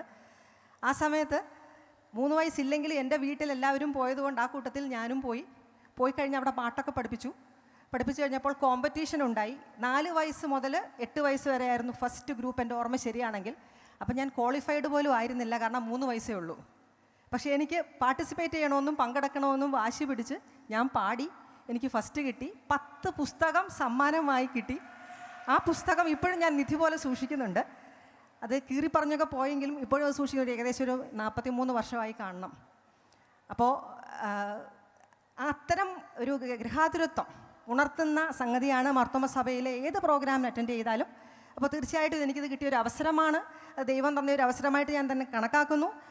അതേപോലെ തന്നെ ഒരുപാട് വേദികൾ, അതായത് ഇപ്പോൾ നോക്കുകയാണെന്നുണ്ടെങ്കിൽ നിങ്ങളെപ്പോലെയുള്ളവർക്ക് അവസരങ്ങൾക്കൊന്നും ഒരു പഞ്ഞവുമില്ല, ക്ഷാമവുമില്ല. ഒന്നും പറ്റിയില്ലെങ്കിൽ ഓൺലൈൻ ക്ലാസ്സസ് എടുക്കാം. ഒരുപാട് അവസരങ്ങൾ ചാനൽസ് ഉൾപ്പെടെ എല്ലാവരും തരുന്നുണ്ട്, സ്കൂളുകൾ തരുന്നുണ്ട്. എന്നാൽ ഈ 40 വർഷം മുമ്പ് നമുക്ക് ഏതെങ്കിലും ഒരു പ്രോഗ്രാം അവതരിപ്പിക്കാൻ കിട്ടുന്ന വേദി എന്ന് പറയുന്നത് സഭ ഒരുക്കി തരുന്ന കോമ്പറ്റീഷൻസ് ആയിരുന്നു. അപ്പോൾ അന്ന് ചെറിയ പ്രസംഗവും പാട്ടും കഥയും ഉപന്യാസവും വാക്യമത്സരവും ഒക്കെ പങ്കെടുത്ത് അന്ന് മറികടന്ന സ്റ്റേജ് ഫിയർ ആയിരിക്കണം ഒരു പക്ഷേ ഇന്ന് നിങ്ങളുടെ മുമ്പിൽ എന്നെ നിർത്തിയിരിക്കുന്നത്. അതുകൊണ്ട് മാർത്തോമ സഭയോടുള്ള നന്ദിയെയും ഈ സമയത്ത് ഞാൻ ഇത്രയും വർഷങ്ങൾക്ക് ശേഷം പൊതുവേദിയിൽ ഞാൻ അറിയിക്കുന്നു. ഇതുപോലെ ഒരുപാട് കുട്ടികളെ വാർത്തെടുക്കുന്നതിന് സഭ വഹിക്കുന്ന പങ്ക് വലുതാണ്. നമുക്കെല്ലാവർക്കും സഭയ്ക്ക് വേണ്ടിയിട്ടൊരു കയ്യടി കൊടുക്കാം. Thank you. ഇന്നത്തെ talk inspiration for self and aspiration for society. നമുക്കറിയാം, ലോകത്ത് 2 തരം വ്യക്തികളാണുള്ളത്, 2 തരം ആളുകൾ. ഒന്ന് സാധാരണക്കാർ, 2 വിജയികൾ. സാധാരണക്കാരാകണോ വിജയികളാകണോ എന്ന് തീരുമാനിക്കുന്നത് ആരാണ്? നമ്മൾ തന്നെയാണ്. സാധാരണ ഒരു വ്യക്തിയായി ജനിച്ച് സാധാരണ ഒരു ജീവിതം നയിച്ച് സാധാരണ ഒരു മരണം വരിച്ച് അങ്ങനെ കടന്നു പോകുകയാണെന്നുണ്ടെങ്കിൽ നമ്മൾ തീർത്തും സാധാരണക്കാരാണ്. അവരുടെ ജീവിതത്തിൽ വലിയ ഈവൻസ് ഒന്നും സംഭവിക്കാറില്ല, അവരുടെ ജീവിതത്തിൽ പ്രത്യേകിച്ച് പ്രശ്നങ്ങളൊന്നും ഉണ്ടാകാറില്ല, സാധാരണമായ ജീവിതം.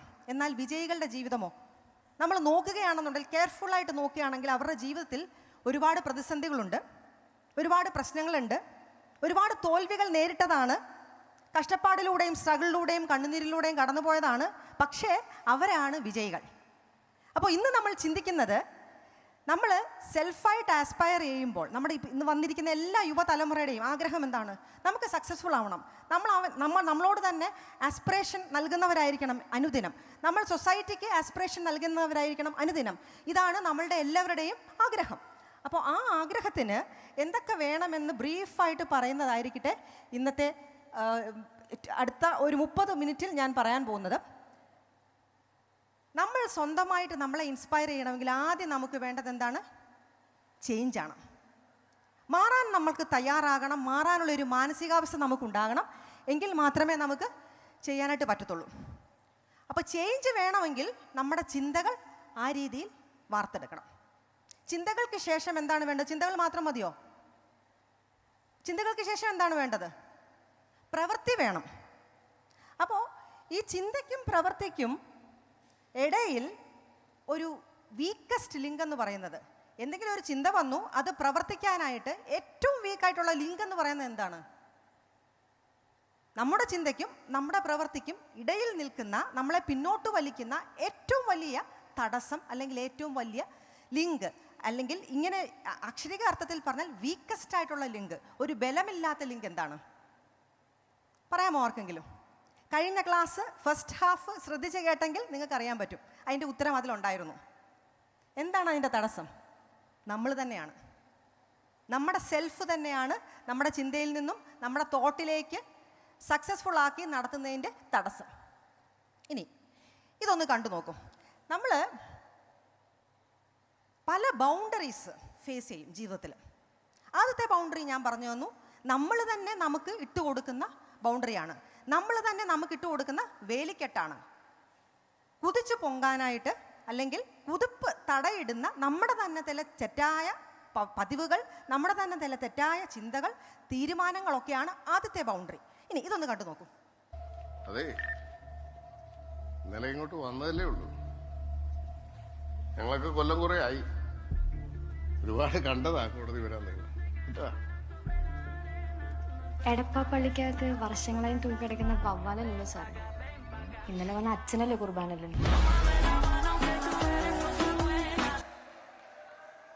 എന്താണിത്? അടുത്ത ബൗണ്ടറി. ചിലപ്പോൾ നമ്മുടെ കുതിപ്പിന് തടയിടുന്ന ബൗണ്ടറി എന്ന് പറയുന്നത് മറ്റുള്ളവർ നിർമ്മിക്കുന്ന ബൗണ്ടറി ആയിരിക്കാം. ഒരുപക്ഷെ നമ്മുടെ കൂടെ ഉള്ളവരായിരിക്കാം, നമ്മുടെ കുടുംബാംഗങ്ങളായിരിക്കാം, സുഹൃത്തുക്കളായിരിക്കാം, സമൂഹങ്ങളായിരിക്കാം. നമ്മൾ എവിടെയാണോ ആയിരിക്കുന്നത് അവർ തീർത്ത് വയ്ക്കുന്ന ബൗണ്ടറിയാണ് അടുത്ത ബൗണ്ടറി. അപ്പോൾ ഈ വേലിക്കെട്ടിനെയെല്ലാം പൊളിക്കുക എന്നുള്ളതാണ് നമ്മുടെ ആദ്യത്തെ ഉത്തരവാദിത്വം. നമ്മളായിട്ട് ഉണ്ടാക്കി വയ്ക്കുന്ന ബൗണ്ടറി, മറ്റുള്ളവരായിട്ട് ഉണ്ടാക്കി വയ്ക്കുന്ന ബൗണ്ടറി, ആ വേലിക്കെട്ടുകളെ പൊളിക്കുക. ഒരുപക്ഷെ ചിലരുടെ ചില വാക്കുകളായിരിക്കാം, അല്ലെങ്കിൽ നമുക്ക് കിട്ടാത്ത സാഹചര്യങ്ങളായിരിക്കാം, നമുക്ക് പ്രൊവൈഡ് ചെയ്യാത്ത, അർഹതയുണ്ടായിട്ടും നമുക്ക് കിട്ടാത്ത അവസരങ്ങളായിരിക്കാം. ഇതൊക്കെ തന്നെ ബൗണ്ടറീസ് ആയിട്ട് വരുന്നു. ആ വേലിക്കെട്ടുകളെ പൊളിക്കുക എന്നുള്ളതാണ് നമ്മുടെ ദൗത്യം. ഇതിനാദ്യം വേണ്ടത് നമ്മൾ സ്വയം ശാക്തീകരിക്കപ്പെടുക, എംപവേർഡ് ആകുക എന്നുള്ളതാണ്. ഈ എംപവേർഡ് ആവണമെങ്കിൽ എന്താണ് വേണ്ടത്? നമ്മുടെ അറിവിനെ വർദ്ധിപ്പിച്ചെടുക്കണം, നമ്മുടെ വിദ്യാഭ്യാസ യോഗ്യതയെ വർദ്ധിപ്പിച്ചെടുക്കണം, നമുക്ക് ട്രെയിനിങ് ആവശ്യമായിട്ടുണ്ട്, അത് വേണം. ഇതൊക്കെ നേടിക്കഴിയുമ്പോൾ നമ്മൾ കോമ്പിറ്റൻ്റ് ആവും, നമ്മുടെ സ്കില്ലിൽ നമ്മൾ ഏറ്റവും മികച്ചവരാകും, നമുക്ക് റെക്കഗ്നേഷൻ കിട്ടും. അത് തന്നെയല്ല, നമുക്ക് പിന്നെ എന്ത് വേണം എന്ത് വേണ്ട എന്ന് ചൂസ് ചെയ്യാനുള്ള ഒരു സ്വാതന്ത്ര്യവും നമുക്ക് കിട്ടുന്നു. ഇനി ഇങ്ങനെ കടന്നു പോകുമ്പോഴാണ് നമ്മുടെ ജീവിതത്തിൽ എന്ത് വരുന്നത്? ചലഞ്ചസ് വരുന്നത്. സാധാരണ മനുഷ്യനൊരു ചലഞ്ച് വന്നാൽ എന്ത് ചെയ്യും? കഴിവതും അതിനെ ഒഴിവാക്കി പോകാനായിട്ട് ശ്രമിക്കും. കഴിവതും ഈ ചലഞ്ചസ് ഫേസ് ചെയ്യാതെ അതിനെ എങ്ങനെയെങ്കിലും ഒഴിവാക്കാനായിട്ട് പോകും. എന്നാൽ ജീവിതത്തിൽ വിജയം വരിച്ചവരോ അല്ലെങ്കിൽ വിജയം വേണമെന്ന് ആഗ്രഹിക്കുന്നവരോ അതിനെ എങ്ങനെയാണ് ചെയ്യേണ്ടത്? അതിനെ ഫേസ് ചെയ്യണം. അതിനെ ഫേസ് ചെയ്യുമ്പോൾ നമ്മൾ എംപവേർഡ് ആവും. അടുത്തത്, നമുക്കിത് ചെയ്യാൻ പറ്റുന്നതാണോ നോക്കണം. നമ്മളെക്കൊണ്ട് ആകുന്നതാണോ നമുക്ക് നോക്കണം. കട്ടിലൊന്നാണെങ്കിലും കാല് 4 വേണം. അപ്പം അത്തരം രീതിയിൽ നമുക്ക് നമ്മുടെ അറിവിനെ വർദ്ധിപ്പിച്ചെടുക്കാൻ പറ്റുമോ? നമുക്കതിനുള്ള സമയമുണ്ടോ? നമ്മൾ അതിനുള്ള ആഡിക്വേറ്റ്ലി ട്രെയിൻഡ് ആണോ? ഇതൊക്കെ നമ്മൾ നോക്കേണ്ടത് ആവശ്യമുണ്ട്. ഇത് പ്രാവർത്തികമാകാൻ പറ്റുമോ? അടുത്തത്, പ്രാവർത്തികമാക്കാൻ പറ്റിയാൽ ഇത് വർത്താണോ? ഇതിനു വേണ്ടിയിട്ട് അധ്വാനിച്ചിട്ട് ഇതുകൊണ്ട് എന്തെങ്കിലും പ്രയോജനമുണ്ടോ? നമുക്കോ സമൂഹത്തിനോ എന്തെങ്കിലും പ്രയോജനമുണ്ടോ? ഇതൊക്കെ നമ്മൾ സ്വയം ചോദിക്കേണ്ട ആവശ്യമാണ്. അതിനുശേഷമാണ് നമ്മൾ അതിൻ്റെ കോൺസിക്വൻസസിനെ കുറിച്ച് ചിന്തിക്കുന്നത്. കോൺസിക്വൻസസ് സാധാരണ 2 തരത്തിലാണ്. പോസിറ്റീവ് കോൺസിക്വൻസസ് ഉണ്ട്, നെഗറ്റീവ് കോൺസിക്വൻസസ് ഉണ്ട്. സാധാരണഗതിയിൽ നെഗറ്റീവ് കോൺസിക്വൻസസ് കണ്ടിട്ട് ഭയപ്പെട്ട് പിന്തിരിഞ്ഞോടും, അല്ലെങ്കിൽ അത് അവിടെ വെച്ച് നിർത്തിവെക്കും. അവിടെ വെച്ച് നിർത്തിവെക്കുമ്പോൾ എന്താ പറ്റുക?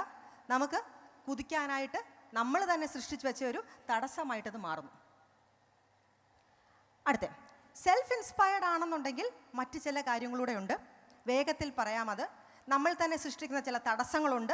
ആ തടസ്സങ്ങളെ നമ്മൾ തന്നെ കണ്ടെത്തി അതിനെ മറികടക്കേണ്ടത് ആവശ്യമാണ്. അപ്പം ഓരോ തടസ്സങ്ങളും എന്താണെന്ന് നമുക്ക് വേഗത്തിൽ നോക്കാം. അങ്ങനെ നമ്മൾ സ്വയം പ്രബുദ്ധരായിട്ട് സ്വയം ഇൻസ്പയർഡ് ആയിട്ട് വന്നതിന് ശേഷമേ നമുക്ക് സമൂഹത്തെ ഇൻസ്പയർ ചെയ്യാനായിട്ട് പറ്റത്തുള്ളൂ. അപ്പോൾ ആദ്യം നമ്മളൊരു ചേഞ്ചിന് വേണ്ടിയിട്ട് നോക്കുക. നമ്മുടെ ജീവിതത്തിലൂടെ നമ്മൾ നന്മയെ കൊയ്തെടുക്കുക. ഈ നന്മയെ കൊയ്തെടുക്കുമ്പോൾ സ്വാഭാവികമായിട്ടും മറ്റുള്ളവർ നമ്മളെ ഫോളോ ചെയ്യും. എൻ്റെ തന്നെ ഒരു ഉദാഹരണം പറയുകയാണെന്നുണ്ടെങ്കിൽ, ഞാൻ സൈക്കാട്രിസ്റ്റ് ആണ് എന്ന് നിങ്ങൾക്ക് മനസ്സിലായെന്ന് തോന്നുന്നു. സൈക്കാട്രി സ്പെഷ്യാലിറ്റി എടുത്തപ്പോൾ ഒരു വ്യക്തി പോലും എന്നെ പ്രോത്സാഹിപ്പിച്ചില്ല. പട്ടിൻ്റെ ഡോക്ടർ, ഭ്രാന്തിൻ്റെ ഡോക്ടർ, പലരോട് നമ്മൾ അഭിപ്രായം ചോദിക്കുമ്പോൾ അന്ന് പ്രായവും കുറവാണ്. അപ്പോൾ പലരോട് നമ്മൾ അഭിപ്രായം ചോദിക്കുമ്പോൾ 100 അഭിപ്രായങ്ങൾ വരും. പേഷ്യൻസ് ഒന്നും ഉണ്ടാവില്ല. കാരണം എല്ലാവർക്കും നാണക്കേടാണ് ഒരു സൈക്കാട്രിസ്റ്റിനെ കാണാൻ. വേറെ ഗൈനക്കോളജിയോ പീഡിയാട്രിക്സോ അങ്ങനത്തെ ഒക്കെ എടുത്തില്ലെന്നുണ്ടെങ്കിൽ ശരിയാവില്ല. ഞാൻ അനസ്തേഷ്യ PG ജോയിൻ ചെയ്ത് 3 മാസത്തിന് ശേഷം സൈക്കാട്രിയിലേക്ക് മാറി വന്നതാണ്. ഞാൻ തന്നെ എൻ്റെ ഇഷ്ടത്തിന് മാറി വന്നതാണ്. അതെല്ലാവരും എന്നെ വിഡ്ഢിയാണെന്ന് പറഞ്ഞു. ആരെങ്കിലും അനസ്തേഷ്യ സീറ്റ് വിട്ടിട്ട് സൈക്കാട്രിയിലേക്ക് പോകുമെന്ന് ചോദിച്ചു. നമ്മളെപ്പോഴും ചേഞ്ചിന് തയ്യാറാകണം. ചേഞ്ചിന് തയ്യാറാകുമ്പോൾ നമ്മൾ ചിലപ്പോൾ ഔട്ട് ഓഫ് ദ ബോക്സിൽ ചിന്തിക്കേണ്ട ഒരു കാരണങ്ങൾ വരും. നമ്മുടെ കംഫർട്ട് സോൺ വെടിയേണ്ട വരും. ഓരോന്നും ഇനി വരുന്ന സ്ലൈഡ്സിലൂടെ ഞാൻ പറഞ്ഞ് മനസ്സിലാക്കി തരുന്നതായിരിക്കും. ആദ്യം നമ്മൾ നോക്കേണ്ടത് ഇവോൾവിങ് സെൽഫാണ്. നമ്മളുടെ ഉള്ളിലെ ഒബ്സ്റ്റക്കിൾസ് എന്താണെന്ന് നമ്മൾ തിരിച്ചറിയുക, അതിനെ നമ്മൾ അഡ്രസ്സ് ചെയ്യുക. ഇതൊന്ന് കണ്ടോളൂ. I was the first non-speaking Indian captain who couldn't speak English.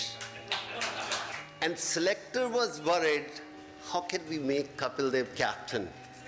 I still remember, how can we make Kapil Dev captain? He can't speak English.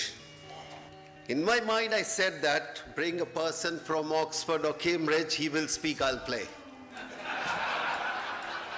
Same thing happened. I said many times also, went to Australia. He said, you come here to die. I said, no, I come here to play. My senior, Venkat Rag, once said, no, he's saying, have you come here today? എന്താണിത്? Kapil ദേവിന് English അറിയില്ലായിരുന്നു. അപ്പോൾ അന്നത്തെ എല്ലാവരുടെയും സംശയം എന്തായിരുന്നു? കപിൽ ദേവിനെ മറ്റ് രാജ്യങ്ങളിൽ വിട്ടാൽ എങ്ങനെ കളിക്കും? ഇന്ത്യയുടെ വേൾഡ് കപ്പ് എന്നാ വിൻ ചെയ്തതെന്നറിയാമോ? 1983. അന്നത്തെ ക്യാപ്റ്റൻ ആരായിരുന്നു? കപിൽ ദേവ്. അപ്പോൾ ഇംഗ്ലീഷ് അറിയാത്ത ഒരു ലിമിറ്റേഷനായിട്ട് ആൾക്കാർ കരുതി വെച്ച കപിൽ ദേവ് കപ്പുമായി ഇന്ത്യയിലേക്ക് വേൾഡ് കപ്പുമായി തിരികെ എത്തി. അതിനുശേഷം അങ്ങനെ നല്ല ഫ്ലുവൻ്റായിട്ട് ഇംഗ്ലീഷ് ഇപ്പോൾ പറയുകയും ചെയ്യുന്നുണ്ട്. എന്താണ് നമ്മൾ ചെയ്യേണ്ടത്? നമ്മുടെ സ്വന്തം സ്ട്രെങ്തിനെയും വീക്ക്നെസ്സസിനെയും നമ്മൾ തിരിച്ചറിയണം. സ്വന്തം സ്ട്രെങ്തിനെയും വീക്ക്നെസ്സസിനെയും തിരിച്ചറിയുമ്പോൾ നമുക്കൊരു പക്ഷേ ലാക്ക് ഓഫ് കോൺഫിഡൻസ് വരാം. എനിക്കിതറിയത്തില്ല, അല്ലെങ്കിൽ ഇതെനിക്ക് വശമില്ല, അല്ലെങ്കിൽ എനിക്ക് ഭയമാണ്, എനിക്കിതിനെപ്പറ്റി വലിയ ജ്ഞാനമില്ല. ഇത്തരം തോന്നലുകൾ വരുമ്പോൾ സ്വാഭാവികമായിട്ടും നമ്മുടെ ആത്മവിശ്വാസം നഷ്ടപ്പെട്ടു പോകും.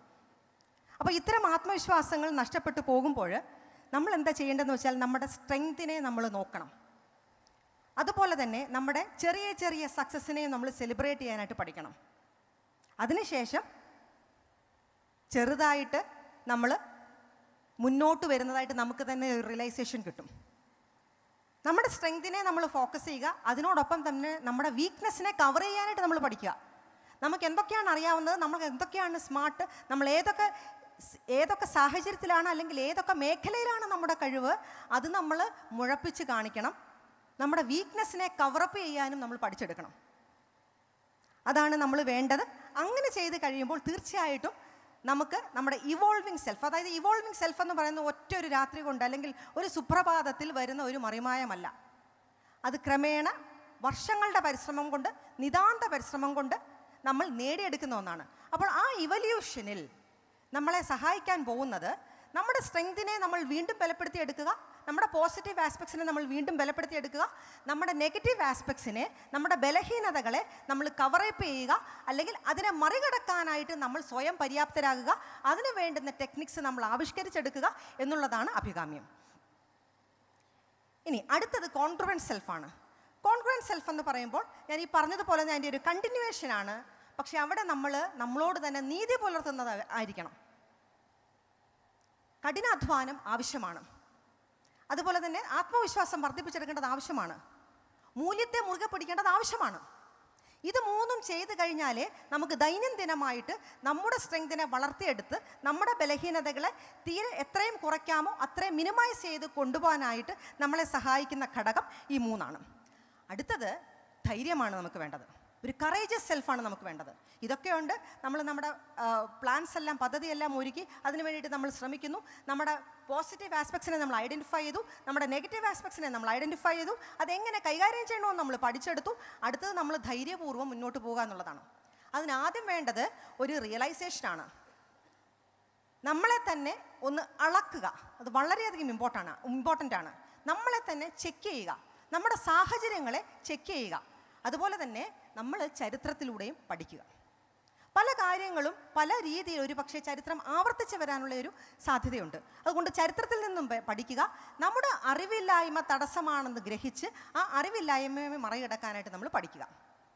അടുത്തത് ക്ഷമയില്ലായ്മയാണ്. പലപ്പോഴും പലർക്കും പറ്റുന്നൊരു അബദ്ധം എന്ന് പറയുന്നത് നല്ല തീരുമാനങ്ങളൊക്കെ എടുക്കും, ഈ രീതിയിൽ മാറണമെന്നൊക്കെ തീരുമാനിക്കും, ഈ രീതിയിൽ മുന്നോട്ട് പോകണമെന്നൊക്കെ തീരുമാനിക്കും. പക്ഷെ പിന്നീട് എന്താ സംഭവിക്കുന്നതെന്ന് വെച്ചാൽ അവർക്ക് അപ്പോൾ നേടണം. ഒരു കാത്തിരിപ്പിന് അവർക്ക് ശേഷിയില്ല. അപ്പോൾ തന്നെ കാര്യങ്ങൾ നടന്നു കിട്ടിയില്ലെങ്കിൽ അവർക്ക് ആ പദ്ധതി ഉപേക്ഷിക്കും, അല്ലെങ്കിൽ ഇനി അത് വേണ്ട എന്നുള്ള നിലയിൽ അവർ പോകും. അടുത്തൊരു പ്രധാന പ്രശ്നം, നമ്മുടെ കുതിപ്പിനെ തടയിടുന്നത് തോൽവിയെക്കുറിച്ചുള്ള ഭയമാണ്. പലപ്പോഴും ഈ തോൽവിയെക്കുറിച്ചുള്ള ഭയം എന്താണ് സംഭവിക്കുന്നതെന്ന് വെച്ചാൽ അത് യഥാർത്ഥത്തിലുള്ള ഒരു പ്രശ്നമായിരിക്കണമെന്നില്ല. നമ്മൾ തന്നെ സങ്കല്പിച്ച് വെച്ചിരിക്കുന്നതായിരിക്കാം തോൽവിയെക്കുറിച്ചുള്ള ഭയം. ഇത്തരം ഭയം നമ്മുടെ ഉള്ളിലുണ്ടെങ്കിൽ നമ്മൾ എങ്ങനെയാണ് സാധാരണ റിയാക്ട് ചെയ്യുന്നത്? നമ്മളവിടെ പോകാനായിട്ട് മടിക്കും. തോറ്റു പോകുമെന്ന് വിചാരിക്കും. നമ്മൾ എന്താ ചെയ്യുന്നത്? പോകണ്ടെന്ന് വിചാരിക്കും, അല്ലെങ്കിൽ അതിനെ അവോയ്ഡ് ചെയ്യാനായിട്ട് ശ്രമിക്കും. 2, നമുക്ക് ആ ത്വര നഷ്ടപ്പെടും. കാരണം തോൽവിയെ ഭയന്നിരിക്കുന്നു, അപ്പോൾ നമുക്ക് ത്വര നഷ്ടപ്പെടും. 3, പുതിയ പുതിയ കാര്യങ്ങൾ ചെയ്യാനുള്ള ഒരു ഉൾക്കാഴ്ച അല്ലെങ്കിൽ ആകാംക്ഷ നഷ്ടപ്പെടും. ഔട്ട് ഓഫ് ദ ബോക്സിൽ ചിന്തിക്കാൻ നമുക്ക് സാധിക്കാതെ വരും, കാരണം തോറ്റുപോകുമോ എന്നുള്ളൊരു ഭയം. എല്ലാത്തിലും ഉപരി നമ്മൾ സേഫ് സോണിൽ ഇരിക്കാനായിട്ട് ശ്രമിക്കും. എന്താണ് സേഫ് സോൺ? നമ്മുടെ ഒരു കംഫർട്ട് സോൺ, അതിലിരിക്കാനായിട്ട് ശ്രമിക്കും. പലപ്പോഴും സ്ഥാനക്കയറ്റം കിട്ടും, പ്രൊമോഷൻ കിട്ടുമെന്ന് പറഞ്ഞാലും പോകാതെ ഇരിക്കും. കാരണം ദൂരയാത്ര ചെയ്യാൻ വയ്യ, കഷ്ടപ്പെടാൻ വയ്യ, ഉത്തരവാദിത്തങ്ങൾ അഡീഷണലായിട്ട് ഏറ്റെടുക്കാൻ വയ്യ എന്നുള്ള കാരണം കൊണ്ട് പല വ്യക്തികളും പ്രൊമോഷൻ വേണ്ടാന്ന് വെച്ചവരുണ്ട്. ഇതൊന്ന് കണ്ടു നോക്കും.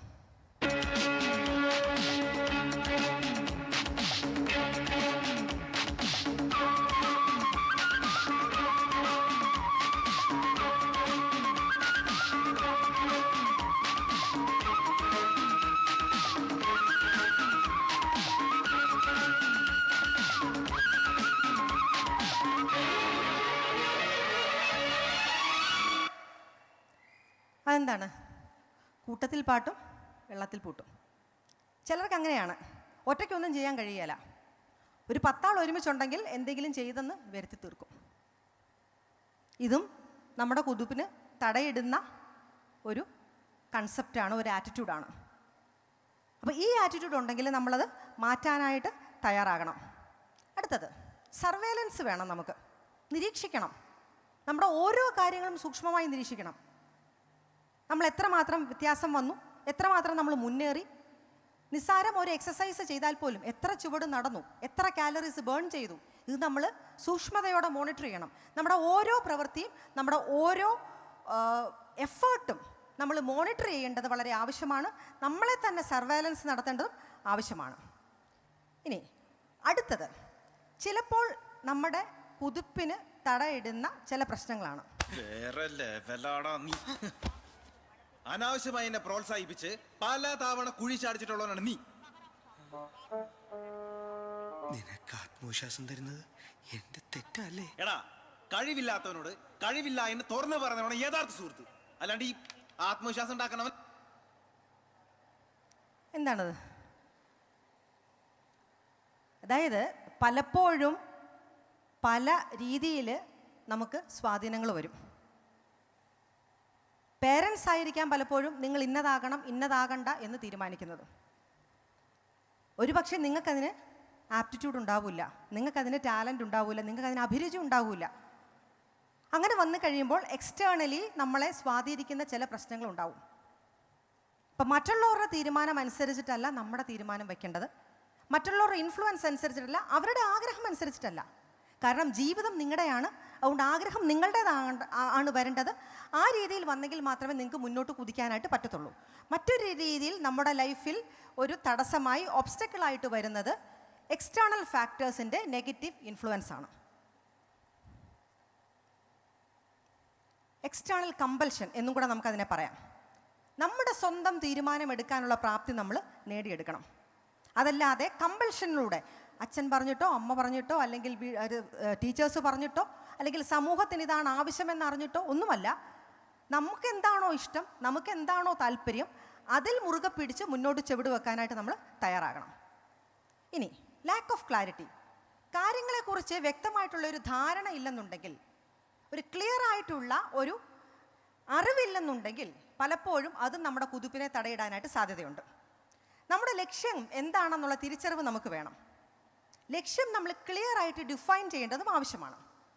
അത് നമ്മൾ ക്ലിയർ ആയിട്ട് സ്പെസിഫിക് ആയിട്ട് സെറ്റ് ചെയ്ത് വയ്ക്കണം. എന്നിട്ട് ആ ലക്ഷ്യത്തിലെത്താനായിട്ട് നമ്മൾ എന്തൊക്കെ ചെയ്യണമെന്നുള്ള ഹോംവർക്ക് ചെയ്യേണ്ടത് ആവശ്യമാണ്. അതിന് വേണ്ടിയിട്ട് ഹാർഡ് വർക്ക് ചെയ്യേണ്ടത് ആവശ്യമാണ്. അപ്പോൾ ഇത്തരം ക്ലാരിറ്റി ഇല്ലെന്നുണ്ടെങ്കിൽ, അത് തന്നെയല്ല നമുക്കിത് സമയക്ലിപ്തമായിട്ട് ചെയ്യാൻ പറ്റുമോ, നമ്മുടെ മുന്നിലുള്ള സമയത്തിനുള്ളിൽ, സമയത്തിൻ്റെ പരിമിതിക്കുള്ളിൽ നമുക്ക് തീർക്കാൻ പറ്റുമോ എന്നുള്ള ഒരു ക്ലാരിറ്റിയും കൂടെ നമുക്ക് ആവശ്യമാണ്. പലപ്പോഴും നമ്മുടെ ജീവിതത്തിൽ വഴിമുട്ടിപ്പോകാനുള്ള ഒരു പ്രധാന കാരണം ഇങ്ങനെ ക്ലാരിറ്റി ഇല്ലായ്മയാണ്. അടുത്തത്, Vijay, you're super, Vijay. You are an opportunity. You can do everything under the sky. Your potential is unlimited and you're super, Vijay. എന്താ നിർത്തി കളഞ്ഞത്? ബാക്കിയോടെ പറ. You are excellent. You are excellent, you are amazing and you're fabulous, Vijay. Very good. ഇന്ന് ഇത്ര മതി മോനെ, ഇനി ബാക്കി സ്കൂളിൽ നിന്ന് വന്നിട്ട്. ബാക്കി വൈകിട്ട്. എന്താണിത്? സെൽഫായിട്ട് മോട്ടിവേറ്റ് ചെയ്യുക, സെൽഫായിട്ട് പോസിറ്റീവായിട്ട് സംസാരിക്കുക. അപ്പോൾ നെഗറ്റീവ് സെൽഫ് ടോക്കാണ് എന്താ ഉണ്ടാവുക? പലപ്പോഴും നമുക്ക് പറ്റുന്ന ഒരു പ്രശ്നമാണ് നമ്മുടെ നെഗറ്റീവായിട്ടുള്ള എന്നെ കൊണ്ട് പറ്റില്ല, അല്ലെങ്കിൽ ഞാൻ ചെയ്താൽ ശരിയാവില്ല, മറ്റുള്ളവർ ചെയ്താലാണ് ഇച്ചിരി ഭേദമാകുന്നത്, എനിക്കതിനുള്ള കഴിവില്ല. ഇത്തരം രീതിയിൽ നമ്മൾ സ്വന്തമായിട്ട് നമ്മളെ തന്നെ തളർത്തുന്ന പരാമർശങ്ങൾ നമ്മുടെ ഉള്ളിൽ നിന്നും വരും. ഇത്തരം നെഗറ്റീവ് സെൽഫ് ടോക്ക് ഉണ്ടെന്നുണ്ടെങ്കിൽ നമുക്ക് മോട്ടിവേഷനും ഇല്ലാതെ വരും. നമ്മളെ തന്നെ സംശയം തോന്നും, നമ്മുടെ കാലിബറിനെ സംശയം തോന്നും, നമ്മുടെ പ്രാവീണ്യത്തെ നമ്മൾ സംശയദൃഷ്ടിയോടെ വീക്ഷിക്കും. അപ്പോൾ ഇങ്ങനെ വന്നു കഴിയുമ്പോൾ നമ്മുടെ മുന്നിൽ ഏതെങ്കിലും തരത്തിൽ ഉള്ളൊരു നെഗറ്റീവ് തോട്ട് വരികയാണെന്നുണ്ടെങ്കിൽ തീർച്ചയായിട്ടും നമ്മൾ അതിനെ പോസിറ്റീവ് തോട്ട് കൊണ്ട് റിപ്ലേസ് ചെയ്ത് നമ്മൾ നമ്മെ തന്നെ സ്വയമായിട്ട് മോട്ടിവേറ്റ് ചെയ്ത് ജീവിക്കാനായിട്ടുള്ള പ്രാപ്തി നമ്മൾ നേടിയെടുക്കണം. അല്ലെന്നുണ്ടെങ്കിൽ പലപ്പോഴും നമ്മൾ ആങ്സൈറ്റി പിടിപെടും, ഉത്കണ്ഠ പിടിപെടും. ഇത്ര നെഗറ്റീവ് സെൽഫ് ടോക്ക് ഉണ്ടെന്നുണ്ടെങ്കിൽ എന്താ സംഭവിക്കുന്നതെന്ന് വെച്ചാൽ നമുക്ക് ഉത്കണ്ഠ വരും, ആങ്സൈറ്റി വരും. ഉത്കണ്ഠ വന്നു കഴിഞ്ഞാൽ പിന്നെ നമ്മുടെ പെർഫോമൻസിനെ അത് നെഗറ്റീവായിട്ട് തന്നെ ബാധിക്കും. ഇതിനോടൊപ്പം തന്നെ ചേർത്ത് വായിക്കേണ്ട ഒന്നാണ് മോട്ടിവേഷൻ ഇല്ലായ്മ. ഇങ്ങനെ വന്നു കഴിയുമ്പോൾ നമ്മൾ അൺമോട്ടിവേറ്റഡ് ആയിട്ട് മാറും. ഉള്ളിലുള്ള ഊർജം ഇല്ലാതെ വരും, ഉള്ളിലുള്ള എനർജി ഇല്ലാതെ വരും, ഉള്ളിലുള്ള ത്വര കുറഞ്ഞു വരും. ഇത്തരം രീതിയിൽ ഉള്ളിൽ ത്വര കുറഞ്ഞു വരുമ്പോൾ നമ്മുടെ പെർഫോമൻസിൻ്റെ അളവും കുറഞ്ഞു വരും, നമ്മുടെ ഔട്ട്പുട്ടും കുറഞ്ഞു വരും. അതുകൊണ്ട് ഇതെങ്ങനെ മറികടക്കാമെന്ന് നമ്മൾ തന്നെ കണ്ടുപിടിച്ച് നമ്മുടെ ഗോൾസ് നമ്മുടെ മോട്ടിവേഷനുമായിട്ട് കണക്ട് ചെയ്ത് നമ്മൾ ജീവിക്കാനായിട്ട് പഠിക്കണം. ഐ കാൺട്ട് എന്നുള്ളത് ടി വെട്ടി മാറ്റി ക്യാൻ ആക്കണം. സെൽഫായിട്ട് മോട്ടിവേറ്റഡ് ആകണം. ഇങ്ങനെ സെൽഫായിട്ട് മോട്ടിവേറ്റഡ് ആണെങ്കിൽ മാത്രമേ നമുക്ക് മുന്നോട്ട് പോകാൻ പറ്റുള്ളൂ. പക്ഷേ എന്നും ഞാൻ സൂപ്പറാണെന്ന് കണ്ണാടിയുടെ മുന്നിൽ നിന്ന് പറഞ്ഞാൽ മാത്രം മതിയോ? പോരാ. എത്രമാത്രം നമ്മൾ അതിന് വേണ്ടിയിട്ട് എഫേർട്ട് ഇടുന്നു, എത്രമാത്രം നമ്മൾ നമ്മളെ തന്നെ മോഡിഫൈ ചെയ്യുന്നു, എത്രമാത്രം നമ്മൾ പുതിയ രീതിയിലേക്ക് നമ്മളെ അഡാപ്റ്റ് എടുക്കുന്നു എന്നുള്ളത് വളരെയധികം ഇമ്പോർട്ടൻ്റ് ആണ്. ആ രീതിയിൽ നമ്മൾ ചെയ്യേണ്ടതും ആവശ്യമാണ്. അടുത്തത്,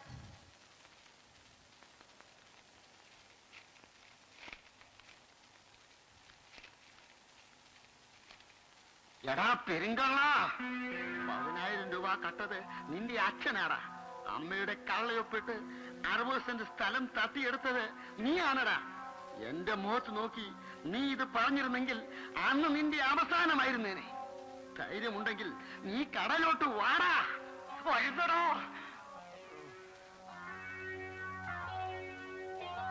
അല്ലെങ്കിൽ നാളെ ആവട്ടെ. എന്താണിത്? പലപ്പോഴും യുവാക്കൾക്ക് പറ്റുന്ന ഒരു പ്രശ്നമാണ്. ആവേശത്തോടെ എടുത്തു ചാടും. ഞാൻ ഇപ്പം ചെയ്യും, ഇപ്പം ചെയ്ത് കളയുന്നുകൊണ്ട് എടുത്തു ചാടും. പക്ഷെ കാര്യത്തോടെ എടുക്കുമ്പോൾ എന്താ ഉണ്ടാവുന്നത്? പ്രോക്രാസ്റ്റിനേഷൻ. പലപ്പോഴും യുവാക്കൾ വന്ന് ചോദിക്കുന്നൊരു ചോദ്യമാണ്, പ്രോക്രാസ്റ്റിനേഷൻ എങ്ങനെയാണ് മറികടക്കേണ്ടത് ഡോക്ടറെ? ഏറ്റവും ബുദ്ധിമുട്ടുള്ളത് ഏറ്റവും ഒടുവിലത്തേക്ക് മാറ്റിവെക്കും, ഏറ്റവും ബുദ്ധിമുട്ടുള്ളത് അവസാനത്തേക്ക് മാറ്റിവെക്കും. അങ്ങനെ മാറ്റിവെക്കുമ്പോൾ അതും നമ്മുടെ കുതിപ്പിനെ തടയിടുന്ന ഒന്നാണ്. അതിനെന്താണ് നമ്മൾ ചെയ്യേണ്ടത്? ഏറ്റവും ബുദ്ധിമുട്ടുള്ളതിനെ നമ്മൾ ബ്രേക്ക് ചെയ്യണം. ചെറിയ ചെറിയ ടാസ്ക്കായിട്ട് ബ്രേക്ക് ചെയ്ത് നമ്മൾ ഓരോ ടാസ്കും മറികടന്ന് ഓരോ ഗോൾസും ചെറിയ ഗോൾസായിട്ട്, വലിയ ഗോളിനെ ചെറിയ ഗോൾസായിട്ട് തട്ട് ചെയ്യണം. ആ ഓരോ തട്ട് നമ്മൾ കീഴ്പ്പെടുത്തി മുന്നോട്ട് പോകണം. എങ്കിൽ മാത്രമേ നമുക്ക് കുതിപ്പിലേക്ക് കയറാൻ പറ്റത്തുള്ളൂ. ചെറിയ തട്ടുകളാവുമ്പോൾ, ചെറിയ സ്റ്റെപ്സ് ആവുമ്പോൾ നമുക്ക് മാനേജ് ചെയ്യാനായിട്ട് എളുപ്പം. നമ്മുടെ കുതിപ്പിനെ തടയിടുന്ന മറ്റൊരു കാര്യം മടി. പലപ്പോഴും മടിയാണ് നമ്മളെ മുന്നോട്ട് വിടാതെ പുറകോട്ട് വലിക്കുന്ന കാര്യം. ചെറിയ ചെറിയ മടികളാണ്. എത്ര പേര് ഫാൻ ഓഫ് ചെയ്യാൻ അമ്മയെ വിളിച്ചിട്ടുണ്ട്? കുറേ അധികം പേരുണ്ടാവും. കാരണം നമ്മൾ വിചാരിക്കും നിസ്സാര കാര്യമാണെന്ന്. പക്ഷേ ഈ നിസ്സാര കാര്യത്തിൽ പോലും മടി വന്നു കഴിഞ്ഞാൽ നമ്മൾ നമ്മുടെ കരിയർ ബിൽഡിങ്ങിൻ്റെ സമയത്തും ഇതേ മടി, ഇതേ ശീലം നമ്മൾ പ്രാക്ടീസ് ചെയ്യും. ഇതേ ശീലം വന്നു കഴിയുമ്പോൾ നമ്മുടെ കുതിപ്പിനെ അത് തടയിടുക തന്നെ ചെയ്യും. അതാണ് മടി. അടുത്തത്, ചില ആൾക്കാർക്കെങ്കിലും ഉള്ള ഒരു പ്രശ്നമാണ് പെർഫെക്ഷനിസം. എല്ലാം പെർഫെക്റ്റായിട്ട് വേണം. അതേ രീതിയിൽ പോയെങ്കിൽ മാത്രമേ ചെയ്യാൻ പറ്റത്തുള്ളൂ. പെർഫെക്ഷനിസം എന്നത് നല്ലതാണ് ശരിക്കും പറഞ്ഞാൽ. കാരണം അത് നമ്മളെ അനുദിനം എക്സൽ ചെയ്യുന്നതിന് സഹായിക്കുന്ന ഒരു പേഴ്സണാലിറ്റി പാറ്റേൺ ആണ്. അത് തീർച്ചയായിട്ടും നല്ലതാണ്.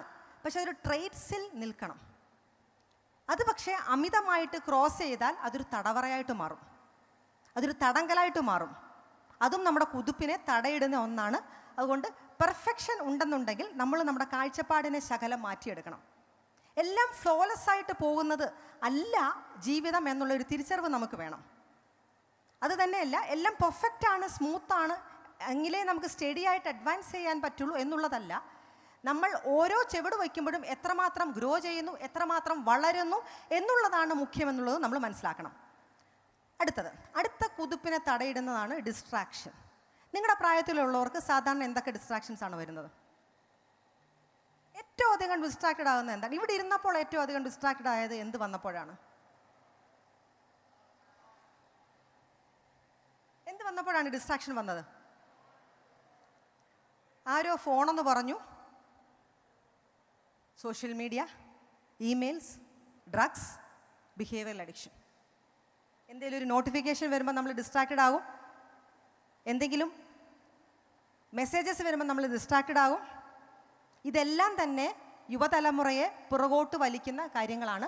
2022 വേൾഡ് ഹെൽത്ത് ഓർഗനൈസേഷൻ, ലോകാരോഗ്യ സംഘടന ഇതിൻ്റെ അഡിക്ഷൻസ് എല്ലാം തന്നെ മാനസിക രോഗത്തിൻ്റെ പട്ടികയിൽ ഉൾപ്പെടുത്തിയിട്ടുണ്ട്. ഈ ഒറ്റ കാര്യം മാത്രമാണ് മനോരോഗത്തിൻ്റെ പട്ടികയിൽ നമ്മൾ സ്വയം ഉണ്ടാക്കി വയ്ക്കുന്നത്. അതുകൊണ്ട് സോഷ്യൽ മീഡിയ, ഇമെയിൽ ഇതെല്ലാം നമ്മൾ ഉപയോഗിക്കണം, വേണ്ടാന്നല്ല. അത് പക്ഷേ തീർച്ചയായിട്ടും അതൊരു പരിധിക്കുള്ളിൽ പോയി ഒരു അഡിക്ഷൻ ലെവലിലേക്ക് വരികയാണെന്നുണ്ടെങ്കിൽ അത് നമ്മുടെ കുടുപ്പിനെ തടയുന്നതാണ്. അടുത്തൊരു പ്രധാന വിഷയമാണ് ഡ്രഗ്സ്. പല യുവാക്കളിലെ കുതിപ്പിനെ തടയിടുന്നതാണ് ഡ്രഗ്സ്. തുടക്കത്തിൽ ഒരു ചെറിയ തോതിൽ ഒന്ന് ട്രൈ ചെയ്യുന്നതിന് വേണ്ടിയിട്ട് ഉപയോഗിക്കും, കൗതുകത്തിന് വേണ്ടിയിട്ട് ഉപയോഗിക്കും. പക്ഷേ പിന്നീട് അത് ആ ഒരു തടങ്കലിലേക്ക് അകപ്പെടുന്നു. പിന്നെ ഉള്ളതാണ് ബിഹേവിയറൽ അഡിക്ഷൻ. ഈ അഡിക്ഷൻസ് എല്ലാം ബിഹേവിയറൽ അഡിക്ഷൻ വരും. പിന്നെ യുവാക്കളിൽ കണ്ടുവരുന്ന അഡിക്ഷൻസ് ആണ് porn movie addiction, masturbation addiction. ഇതൊക്കെയും തന്നെ കുതിപ്പിനെ തടയിടുന്നതാണ്. അടുത്തത് അറിവില്ലായ്മ. നമ്മൾ ഓരോ പ്രാവശ്യവും നമുക്ക് അറിവില്ലെന്നുണ്ടെങ്കിൽ നമ്മൾ റിസോഴ്സസ് എടുക്കണം. റിസോഴ്സസും ഓപ്പർച്യൂണിറ്റീസും നമ്മൾ തേടി നമ്മുടെ അറിവിനെ വർദ്ധിപ്പിച്ചെടുക്കണം.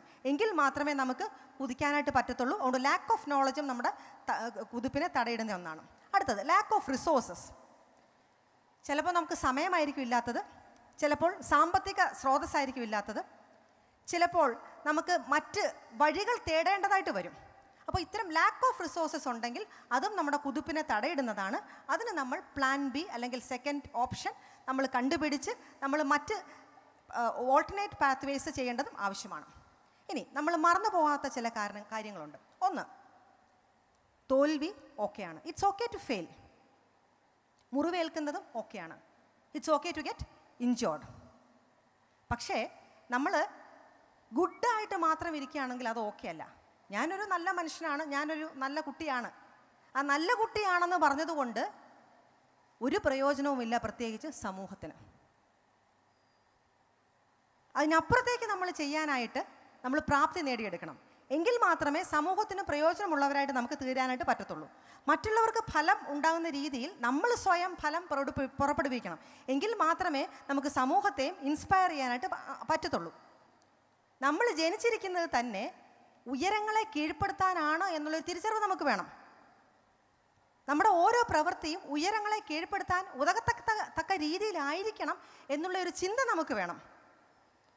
അതേപോലെ നമ്മുടെ ഫോക്കസ് മാറിപ്പോയിക്കൂടാ, നമ്മുടെ കാഴ്ചപ്പാട് മാറിപ്പോയിക്കൂടാ, നമ്മുടെ ലക്ഷ്യബോധം മാറിപ്പോയിക്കൂടാ. പലപ്പോഴും ജീവിതത്തിൽ പ്രതിസന്ധി വന്നു കഴിയുമ്പോൾ നമ്മളവിടെ പതറിപ്പോകാറുണ്ട്. ഈ പ്രതിസന്ധി വരുമ്പോൾ നമ്മൾ എന്താണ് തിരിച്ചറിയേണ്ടത്? അത് നമ്മളെ കൂടുതൽ ശോഭയുള്ളവരാക്കി തീർക്കുന്നതാണ്. നമ്മുടെ മാറ്റുരയ്ക്കുന്ന ഉരകല്ലാണ് പ്രതിസന്ധി എന്ന് നമ്മൾ മനസ്സിലാക്കിയെടുക്കണം. കഫേ കോഫിയുടെ നിങ്ങൾക്ക് എല്ലാവർക്കും യുവാക്കളുടെ ഹരമുള്ള കോഫിയാണ് കഫേ കോഫിയുടെ. അതിൻ്റെ ഓണർ ശ്രീ VG സിദ്ധാർത്ഥ ചുരുക്കം ചില വർഷം കോവിഡിൻ്റെ സമയത്ത് ആത്മഹത്യ ചെയ്യുകയുണ്ടായി. ഏകദേശം 7200 കോടി രൂപ കടം വന്ന് അതെങ്ങനെ കൈകാര്യം ചെയ്യണമെന്നറിയാതെ ആത്മഹത്യ ചെയ്തു. അദ്ദേഹത്തിൻ്റെ ഭാര്യയാണ് മാളവിക ഹെഗ്ഡെ. ഈ മാളവിക ഹെഗ്ഡെ ഒരു എഞ്ചിനീയർ ആയിരുന്നു. പക്ഷെ അവരൊരു സാധാരണ ജീവിതത്തിൽ സാധാരണ രീതിയിൽ വീട്ടിൽ ഒതുങ്ങിക്കൂടിയ ഒരു സ്ത്രീയായിരുന്നു. തൻ്റെ ഭർത്താവിന് ഇത്രയും അധികം കോടി കടം വന്നു, ആത്മഹത്യ ചെയ്ത് കഴിഞ്ഞപ്പോൾ അവരുടെ ഫാക്കൽറ്റീസ്, അതുവരെ ബ്രെയിനിൽ ഡെവലപ്പ് ചെയ്യാതിരുന്ന ഫാക്കൽറ്റീസിനെ ഡെവലപ്പ് ചെയ്തെടുത്ത് വെറും 2 വർഷം കൊണ്ട് ഈ 7200 കോടി കടം എന്നുള്ളത് വെറും 500 കോടി കടമാക്കി അവർ ചുരുക്കിയെടുത്തു. ആ ഒറ്റ ഒരാളുടെ ദൃഢനിശ്ചയം, ആ ഒറ്റ ഒരാളുടെ വീക്ഷണം എന്ന് പറഞ്ഞതുപോലെ എന്തെങ്കിലും ഒരു ദുരന്തം വന്നു കഴിയുമ്പോൾ നമ്മുടെ ഫാക്കൽറ്റീസ് ഡെവലപ്പ് ചെയ്തെടുക്കാനുള്ളതല്ല. അതിന് മുമ്പേ തന്നെ നമ്മൾ ഉപയോഗിക്കാത്ത ബ്രെയിനിലെ ഒരുപാട് ഫാക്കൽറ്റീസ് ഉണ്ട്, ഒരുപാട് കഴിവുകളുണ്ട്. അത് നമ്മൾ കണ്ടുപിടിച്ച് അത് പുറത്തേക്ക് എടുത്തുകൊണ്ട് വന്ന് അത് കൾട്ടിവേറ്റ് ചെയ്തെടുക്കുക എന്നുള്ളത് ആവശ്യമാണ്. ഇപ്പോൾ പ്രതിസന്ധി വന്നു കഴിയുമ്പോൾ അത് നല്ലതിനാണ് വേണ്ടിയിട്ട് ആലോചിക്കണം. വീട്ടിൽ കൃഷിയുള്ളവർക്കൊക്കെ അറിയാം, മാവാണെങ്കിലും പ്ലാവാണെന്നുണ്ടെങ്കിലും ആ തൈ ഒരുപാട് ശിഖരങ്ങൾ വന്ന് ഒരുപാട് ഫലം കായ്ക്കുന്നതിന് ഒരു സൂത്രം ചെയ്യാറുണ്ട്. എന്താണത്? വീട്ടിൽ കൃഷിയുള്ളവർക്കറിയാം. മോതിരവളയം ഇട്ട് കൊടുക്കും. അതായത് അതിൻ്റെ പട്ട ചെറുതായിട്ട് മുറിച്ചു മാറ്റും മോതിരത്തിൻ്റെ ഷേപ്പിൽ, തടി കേട് വരാതെ. എന്തിനാണത് ചെയ്യുന്നത്? അങ്ങനെ പട്ടയിട്ട് കൊടുത്തു കഴിഞ്ഞാൽ അതിൻ്റെ മുകളത്തെയും താഴത്തെയും ശിഖരങ്ങൾ നല്ലപോലെ കായ്ച്ച് ഫലം കായ്ക്കും, ഒരുപാട് ഫ്രൂട്ട്സ് ഉണ്ടാകും. എന്ന് പറഞ്ഞതുപോലെയാണ് പ്രതിസന്ധി വരുമ്പോൾ നമുക്ക് വേദന എടുക്കും, നമുക്ക് സങ്കടം വരും, നൊമ്പരം വരും. പക്ഷേ അത് നമ്മൾ കൂടുതൽ കരുത്തുറ്റുള്ളവരായി തീരാൻ വേണ്ടിയിട്ടുള്ളതാണ് ഈ പ്രതിസന്ധി എന്ന് നമ്മൾ മനസ്സിലാക്കുക. പിന്നെ നമ്മൾ മുന്നോട്ട് പോകുമ്പോൾ അടുത്ത് വരുന്നൊരു പ്രശ്നമാണ് അസൂയ. നമുക്കൊരു പക്ഷേ മറ്റുള്ളവരോട് തോന്നാം, മറ്റുള്ളവർക്ക് ഒരു പക്ഷേ നമ്മളോട് തോന്നാം. അസൂയ വരുമ്പോൾ നമ്മൾ എന്താ തിരിച്ചറിയേണ്ടത്? എന്നെക്കാൾ നന്നായി അവൻ കഷ്ടപ്പെട്ടു, എന്നെക്കാൾ നന്നായി അവൻ അധ്വാനിച്ചു, അതുകൊണ്ട് ഞാനും അതേപോലെ അധ്വാനിച്ചാൽ മാത്രമേ അവൻ്റെ ഒപ്പം എനിക്ക് ഉയരാൻ പറ്റുകയുള്ളൂ എന്ന ഒരു പോസിറ്റീവ് വികാരമായിട്ട് ഈ നെഗറ്റീവ് വികാരമായ അസൂയയെ നമ്മൾ കൺവേർട്ട് ചെയ്തെടുക്കേണ്ട ആവശ്യമുണ്ട്. ഇതാണ് മറ്റൊരു ഇമ്പോർട്ടൻ്റ് പോയിന്റ് നമ്മൾ സൂക്ഷിച്ചു വെക്കേണ്ടത്. പിന്നെ പലപ്പോഴും നമ്മൾ ആലോചിക്കുന്നതാണ്, എന്തുകൊണ്ട് ഞാൻ മാത്രം? എന്തെങ്കിലും ഒരു പ്രതിസന്ധി വരുമ്പോൾ എനിക്ക് മാത്രമേ ഉള്ളൂ. അങ്ങനെയല്ല. ജീവിതത്തിൽ സക്സസ്ഫുൾ ആയിട്ടുള്ള എല്ലാവരുടെയും ജീവിതത്തിൽ പ്രതിസന്ധി വന്നിട്ടുണ്ട്. ഞാൻ തുടക്കത്തിൽ അങ്ങനെയാണ് തുടങ്ങിയത്. ജീവിതത്തിൽ ബുദ്ധിമുട്ടുകൾ, ക്ലേശങ്ങളൊക്കെ സക്സസ്ഫുൾ ആയിട്ടുള്ള മനുഷ്യർക്ക് മാത്രമേ ഉണ്ടായിട്ടുള്ളൂ. അപ്പോൾ എങ്ങനെയാണ് നമുക്ക് ചേഞ്ച് ചെയ്യാൻ പറ്റുക? നമ്മുടെ മനസ്സിനെ സ്ട്രെങ്തൻ ചെയ്തെടുക്കുക. ഓരോ സ്റ്റെപ്സും നമ്മൾ കീഴ്പ്പെടുത്തി പോകുക. സ്ട്രഗിൾ ചെയ്യാനായിട്ട് മടി വിചാരിക്കാതിരിക്കുക. കഷ്ടപ്പെടാനായിട്ട് മടി ഇല്ലാതിരിക്കുക. ഹാർഡ് വർക്ക്, നിതാന്ത പരിശ്രമം വളരെയധികം ആവശ്യമാണ്. പിന്നെ ഡിസിപ്ലിൻഡ് ലൈഫ് ആവശ്യമാണ്. കുത്തഴിഞ്ഞ ജീവിതമാണ് പലപ്പോഴും പ്രശ്നങ്ങൾ ഉണ്ടാക്കുന്നത്. നമ്മൾ കാലത്ത് എഴുന്നേൽക്കുമ്പോൾ മുതൽ കിടന്നുറങ്ങുന്നത് വരെയുള്ള കാര്യങ്ങളെല്ലാം അടുക്കും ചിട്ടയോടും കൂടെ പോകേണ്ടത് ആവശ്യമാണ്. ഡിസിപ്ലിൻഡ് ലൈഫ് ഉണ്ടെങ്കിൽ മാത്രമേ നമുക്ക് സക്സസ്ഫുൾ ആയിട്ടുള്ളൊരു ലെവലിൽ നമുക്ക് എത്തിച്ചേരാനായിട്ട് പറ്റത്തുള്ളൂ. പിന്നെ മുന്നേ പറഞ്ഞതുപോലെ ഫെയിലിയേഴ്സ് വരുമ്പോൾ അത് ചലഞ്ചസ് ആയിട്ട് നമ്മൾ ഏറ്റെടുക്കുക. പിന്നെ ഗുണനിലവാരം വേണം, സ്റ്റാൻഡേർഡ് കീപ്പ് ചെയ്യണം. ഇന്നലെ ഞാൻ എങ്ങനെയായിരുന്നോ അതേ രീതിയിൽ തന്നെ ഇന്നും ആകണം. നമ്മൾ ഡിറ്റോറിയേറ്റ് ചെയ്യാനായിട്ട് പാടില്ല, താഴേക്ക് പോകാനായിട്ട് പാടില്ല. പിന്നെ അനാവശ്യമായിട്ടുള്ള തർക്കങ്ങളും വാദങ്ങളും അവസാനിപ്പിക്കാം. പലപ്പോഴും നമ്മുടെ സമയം, നമ്മുടെ ഊർജം എല്ലാം തന്നെ വേസ്റ്റായി പോകുന്നത് അനാവശ്യ തർക്കങ്ങളും വാദങ്ങളുമാണ്. ഇത്തരം കാര്യങ്ങളിലേക്ക് ഇടപഴകാതിരിക്കുക, അതിനെ അവോയ്ഡ് ചെയ്ത് പോകുക. ആ സമയം നമ്മുടെ കുതിപ്പിനായിട്ട് വേണ്ടിയിട്ട് നമ്മൾ ഡൈവേർട്ട് ചെയ്ത് എടുക്കുക. പിന്നെ സമ്മർദ്ദം കൈകാര്യം ചെയ്യുക. ഞാൻ ഓർത്തത് സമ്മർദ്ദത്തെ എങ്ങനെ കൈകാര്യം, എല്ലാവരും ചോദിക്കുന്ന ഒരു ടോപ്പിക്കാണ് സ്ട്രെസ് മാനേജ്മെൻറ്റ്. അതായിരിക്കും തരുന്നതെന്നാണ് ഞാൻ വിചാരിച്ചത്. പക്ഷേ സ്ട്രെസ് മാനേജ്മെൻറ്റ് അല്ല. സ്ട്രെസ് മാനേജ്മെൻറ്റ് ചെയ്യണം, അത് ഇൻട്രാക്ഷൻ്റെ സമയത്ത് നമുക്ക് ചെയ്യാവുന്നതാണ്. ഇനി ഒബ്സ്റ്റക്കിൾസിൽ നിന്നും എനർജി, ഊർജം സംഭരിച്ചെടുക്കുക. അതെല്ലാം അവസരങ്ങളായിട്ട് നമ്മളതിനെ കാണുക. അസൂയയെ ഹാൻഡിൽ ചെയ്യുക. ചില സക്സസ്സിന് ഒരു ചുവട് മതി, ചിലതിന് അനേകം ചുവടുകൾ, ചിലപ്പോൾ 1000 ചുവടുകൾ ആവശ്യമായി വന്നേക്കാം. നമ്മളെ തന്നെ റിപ്പയർ ചെയ്യുക. നേരാവണ്ണം കമ്മ്യൂണിക്കേറ്റ് ചെയ്യാനായിട്ട് നമ്മൾ പഠിച്ചെടുക്കുക. മൈൻഡ്ഫുൾ ആകുക. എന്താണ് മൈൻഡ്ഫുൾ ആകുന്നത്? നമ്മൾ ചെയ്യുന്ന പ്രവൃത്തി, നമ്മൾ ചെയ്യുന്ന കാര്യം, നമ്മുടെ മനസ്സും ചിന്തയും അതിൽ ആകുക. ഇന്നിൽ ജീവിക്കാൻ പഠിക്കുക. പ്രസൻറ്റിൽ ജീവിക്കാൻ പഠിക്കുക.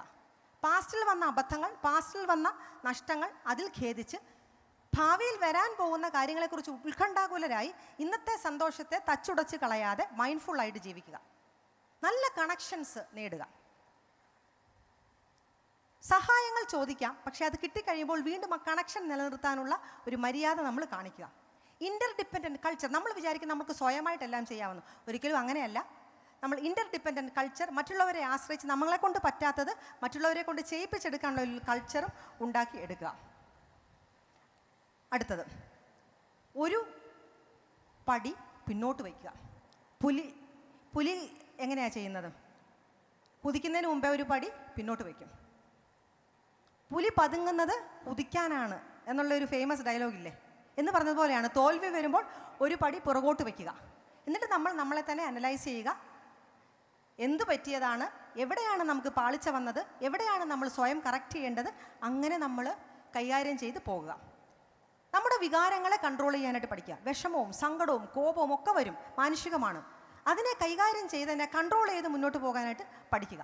നമ്മളെ തന്നെ ശോധന ചെയ്ത് കറക്ഷൻസ് നടത്തി മുന്നോട്ട് പോകാനായിട്ട് പഠിക്കുക. അടുത്തത്, ജീവിതത്തെ മാറ്റാനായിട്ട് നമ്മൾ ശ്രമിക്കുക.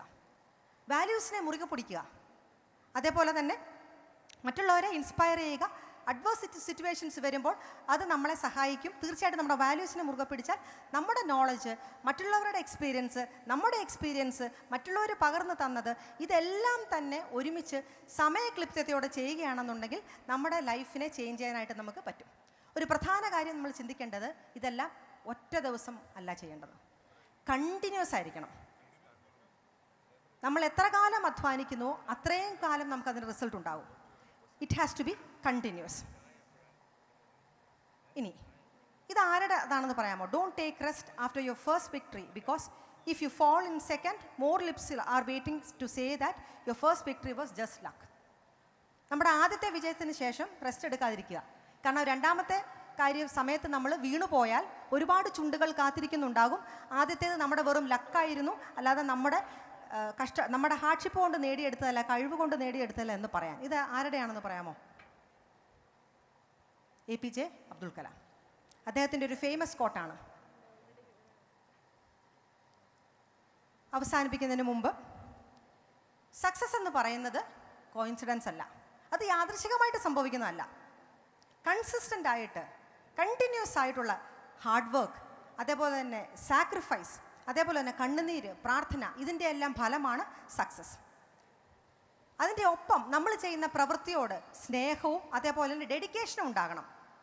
നമ്മുടെ ചിന്തകളെ റിഫ്രെയിം ചെയ്ത്, നമ്മുടെ ആക്ഷൻസിനെ റിഫ്രെയിം ചെയ്ത്, നമുക്ക് സ്വയമായിട്ടുള്ള അവെയർനെസ് ഉണ്ടായി മുന്നോട്ട് പോവുകയാണെങ്കിൽ നമ്മുടെ ജീവിതപാത സക്സസ്ഫുൾ ആയിട്ട് മാറും. നമ്മുടെ ജീവിതപാത മറക്കാനായിട്ട്, ലക്ഷ്യപാത മറന്നു പോകാനായിട്ട് ഇടയാവരുത്. ഹൈവേയിലേക്ക് പോകുന്നതിന് മുമ്പേ പലപ്പോഴും ഹമ്പുകൾ ഉണ്ടാകാറുണ്ടല്ലേ?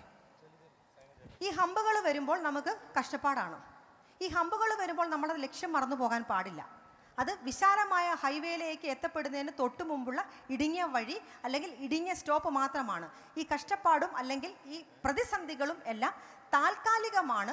അത് വിശാലമായിട്ടുള്ള ഒരു ഹൈവേയിലേക്ക് പോകുന്നതിനുള്ള നമ്മുടെ കുതിപ്പിന് മുമ്പുള്ള നമ്മുടെ ലക്ഷ്യത്തിൽ എത്തിച്ചേരുന്നതിന് മുമ്പുള്ള ഒരു തടസ്സങ്ങൾ മാത്രമാണ്, താൽക്കാലികമായിട്ടുള്ള കാര്യം മാത്രമാണ് എന്നുള്ളൊരു തിരിച്ചറിവ് നമുക്ക് ആവശ്യമാണ്.